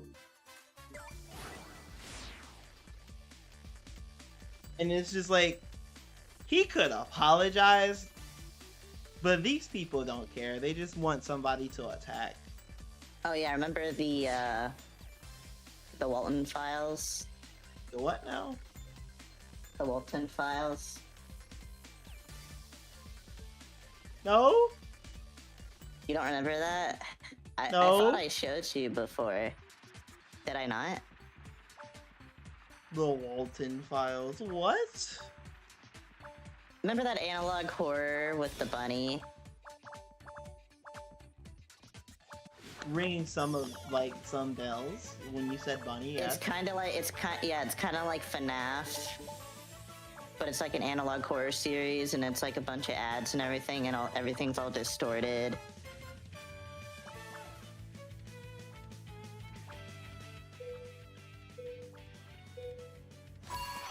Like Bunny Farm and Bond's Burgers and all that.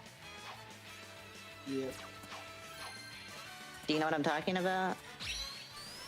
A little bit. Yeah. The reason I'm bringing that up is that's another like Scott Cawthon like story where you have to like watch it multiple times and get all the Easter eggs and get all the references to get like the full story. But it's like a story about like stuff that like real life events and all that, and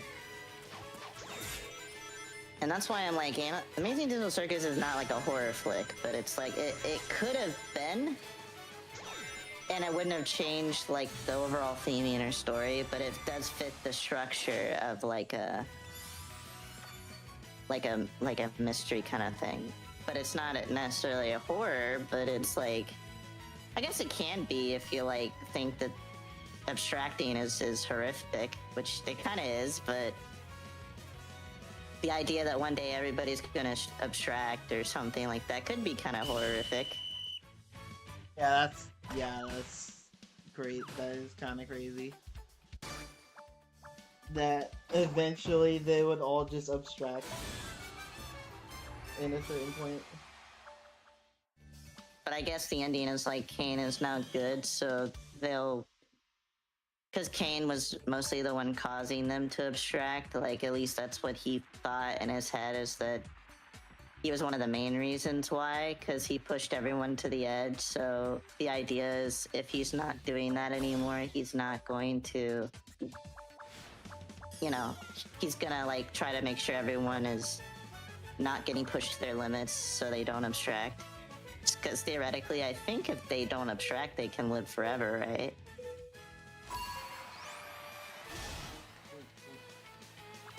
They can't die from starvation because they don't really need to eat. Hell, they can't die from lack of oxygen either. They don't even need to breathe, for real, for real.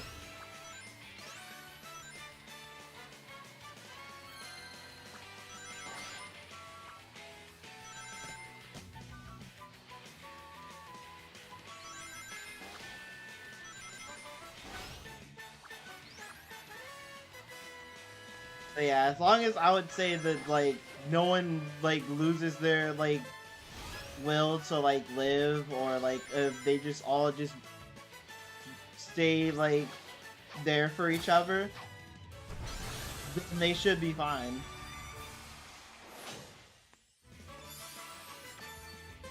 Like as long as like one doesn't become depressed or lose their mind, they should be good.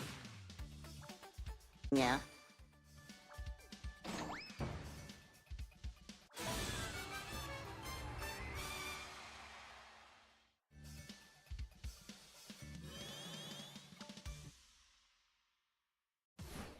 People were saying, like, I saw the Persona 4 Revival collector's edition, and I'm just sitting here like, well, my wallet's hurting now.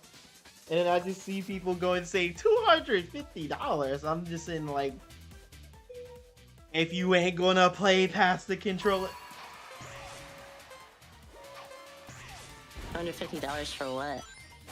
The collector's edition for Persona 4 Revival. I mean, but it's a collector's edition. Like, it's gonna Yeah. be expensive. Like, most collector's editions are expensive. I don't understand why they think that it was going to be cheap. It's like, yeah, would you rather go somewhere and spend like money, or would you rather get the collector's edition for Persona 4? Like, I literally freaking traveling somewhere, it's more expensive than basically getting the collector's edition. And right now, and then it's like, again, right now, I literally canceled my plan on going to like Sonic Expo in Atlanta. So like, and then it's like I'm not going. I'll probably still go to the one in Texas, maybe, which is in November. I probably will still go to that, and then just go to that. Go to the one in Atlanta next year. But it's just still like the plan of like, oh yeah, this year is like my last year of going to like Sonic Expo in Texas, unless they just have some like a VA that I want to see or someone I want to meet, so that.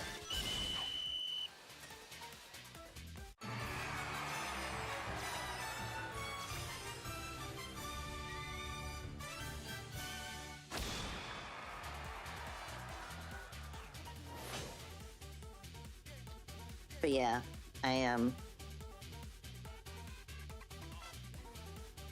be nice to go to Sonic Expo. That's really Some- fun. I enjoyed my times going there.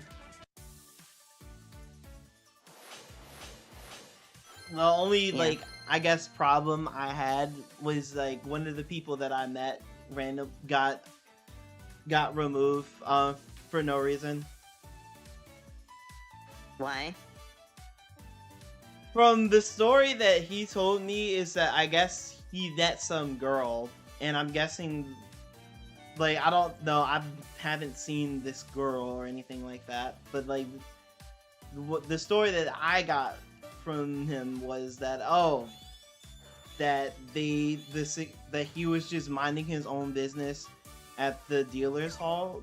I meant at like the artists. It's kind of the dealer's hall and artist alley type area when it comes to Sonic Expo. Like, it's literally just the merch area. I'm gonna just call it like where you buy all of like the cool shit, basically.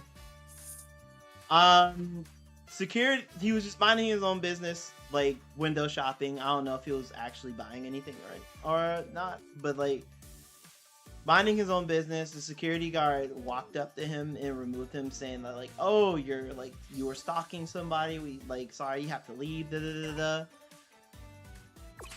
And then I guess that his name, the problem that kind of sealed the deal, was that his name was brought up.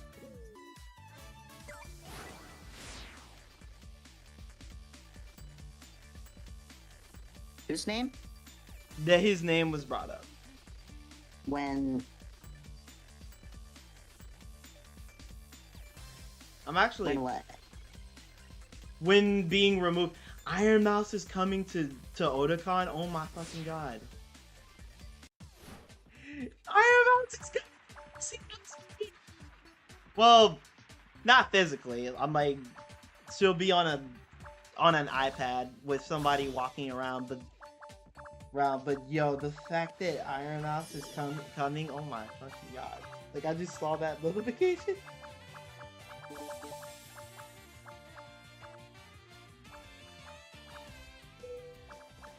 Yo, I get to possibly talk to Iron Mouse. That's insane. But yeah, let me get back to what I was saying. Yeah, they brought his name up, and that was like, I guess that's what sealed the deal with him getting removed.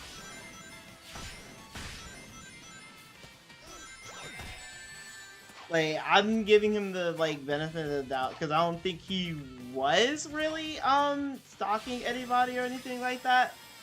But like, I don't know. The one like problem I have with like Sonic Expo is that they don't plan certain things very well, and they don't handle certain things very well either.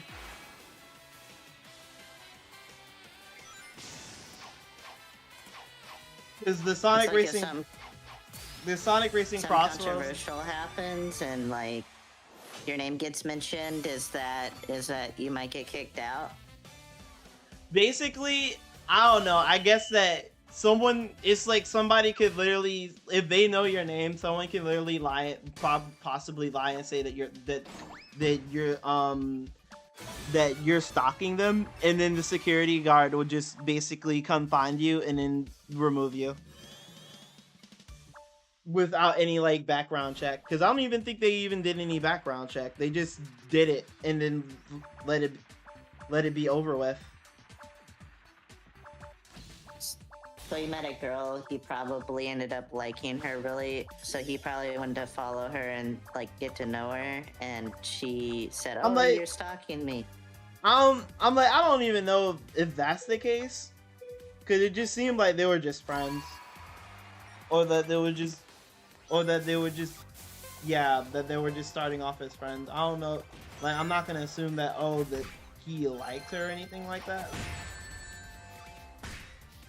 That was Maybe he just liked her as a friend or something, but I'm just saying, like, clearly he wanted to get to know her or something. yeah.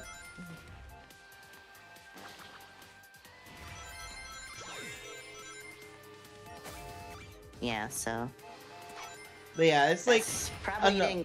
they probably complicated things for sure. Yeah, and it's like another thing is that like last year, oh my fucking god, I got eliminated.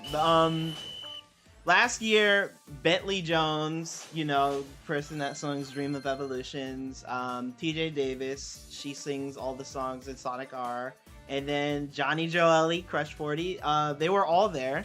They had meet and greets. I already had TJ Davis sign my book, but I still wanted to like go say hi to her because it's like it's cool to like basically see her, talk to her, and all that crap. I wanted Bentley Jones to sign my book. I wanted Johnny Joeli to definitely sign my book. But the thing is, when I lined up to do so, a lot of people, because it wasn't just me, it was not just me, it was literally like the entire convention did not know that they were charging for their meet and greet. And it wasn't like on fans or anything like that. It wasn't on the fans that went to Sonic Expo. It wasn't on us. It was on the convention, because they did that shit at last second. I swear to God, they did that shit at last second. They were like, oh, we're gonna have like, because they like basically they're charging people for the meet and greets, which is fine. It would have been fine, because I would have paid. I would have paid for their meet and greets 100% to like meet them. But it's just like, that was not there before, and they added that shit last second, and nobody knew. And then the thing that killed me is that the people that were running the event, like running the like convention, were trying to act like, oh, like, didn't you know? No, like, you have to pay for that. No, I did not. And you cannot pull this bullshit and act like, oh, it was like it was there the entire time, when I looked at the website like so many times when trying to prepare for like the shit that I need before like getting a flight and going to the convention. I made sure I paid for like the VIP, like my VIP badge. I made sure like there wasn't really anything extra to like pay for or anything like that. Like, I do that all the time when I like go to like these conventions. You cannot pull this bullshit and act like, oh no, that was there the entire time. No, the fuck it wasn't. Y'all did that shit at last second. And I wasn't the only one that didn't know. Everybody didn't know. How I knew is because the people that they hired to help them with the convention were even saying that, oh, like they didn't know. They all didn't know, like, basically that you were supposed to pay for their meet and greet.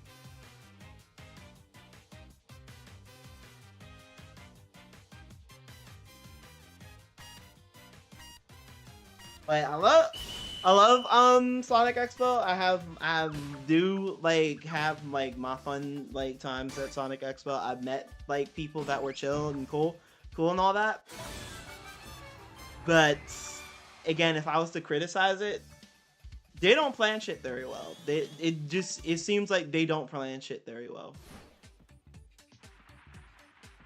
Like when they did their first Sonic Racing Crossroads tournament, they didn't plan that shit very well either, and how they set that up wasn't really good either.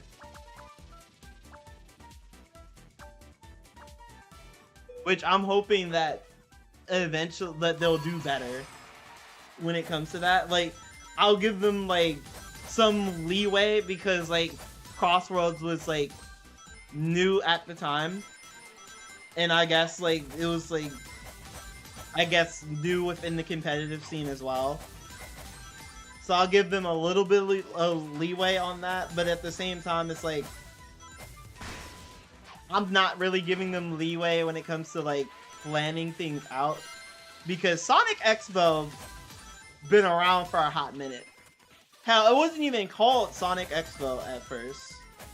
It was like called Sonic Fan Jam back then, and that was before the Emmy Jones situation. And how I know, because like you could like look back, and Ricardo was talking about how, oh, I went to the Sonic Fan Jam thing, right? But I got removed because of her.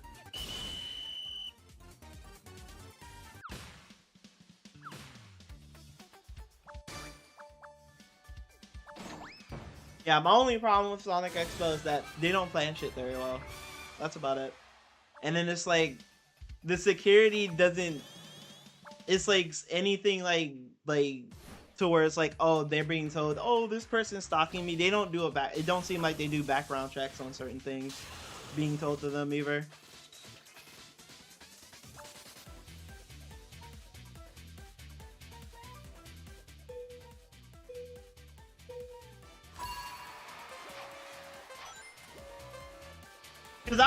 Because if somebody was really stalking, I wouldn't, like, I don't think a person would go and say, check the cameras.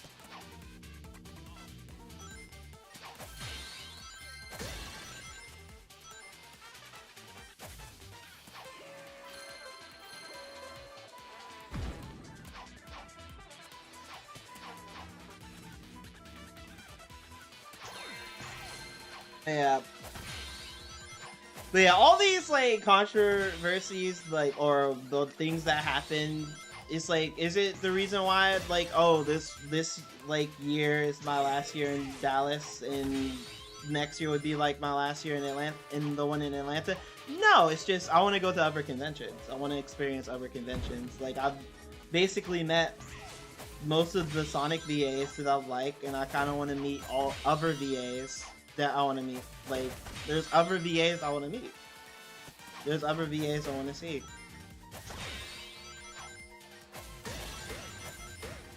And I can't meet them if I'm constantly going to the same convention when they're not going to those conventions.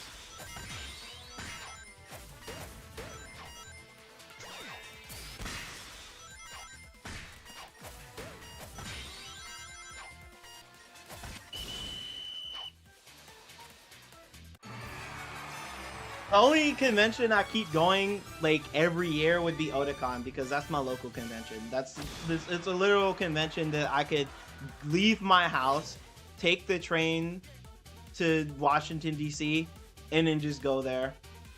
I go to Otakon every year because it's basically my local convention that I can just go to every year without basically paying for a flight or an Amtrak train or a hotel.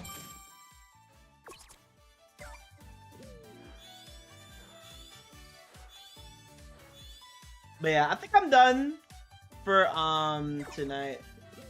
I think I'm- really like this server. But yeah, for all the people that basically came into the stream to support your boy, say hello, all that good shit. Thank you guys so much. You guys are the ones. You guys are very much appreciated. Even my lurkers, they basically came here to see me play some more Sonic Rumble Party on Steam. Thank you guys so much. I do acknowledge you guys. You guys do exist to me. Thank you guys so much. And for everyone that's basically watching this as a video right now, I want to thank every single one of you guys for watching this wonderful VOD. And if you guys liked it, please leave a like, comment, subscribe, spin dash that notification bell so you'll be notified when I do another video, live stream, community post, whatever the hell I do on this channel. The next time you guys will see me will be tomorrow, early, well, not early in the morning, but like in the morning to basically watch the Nintendo Direct. Yeah, I basically used my paid time off to watch the Nintendo Direct with y'all. And I just hope to God that they announce something worth my while. They announce something crazy to where it's like, yeah, I'm happy that I basically use my paid time off to take off work and watch the Direct with y'all.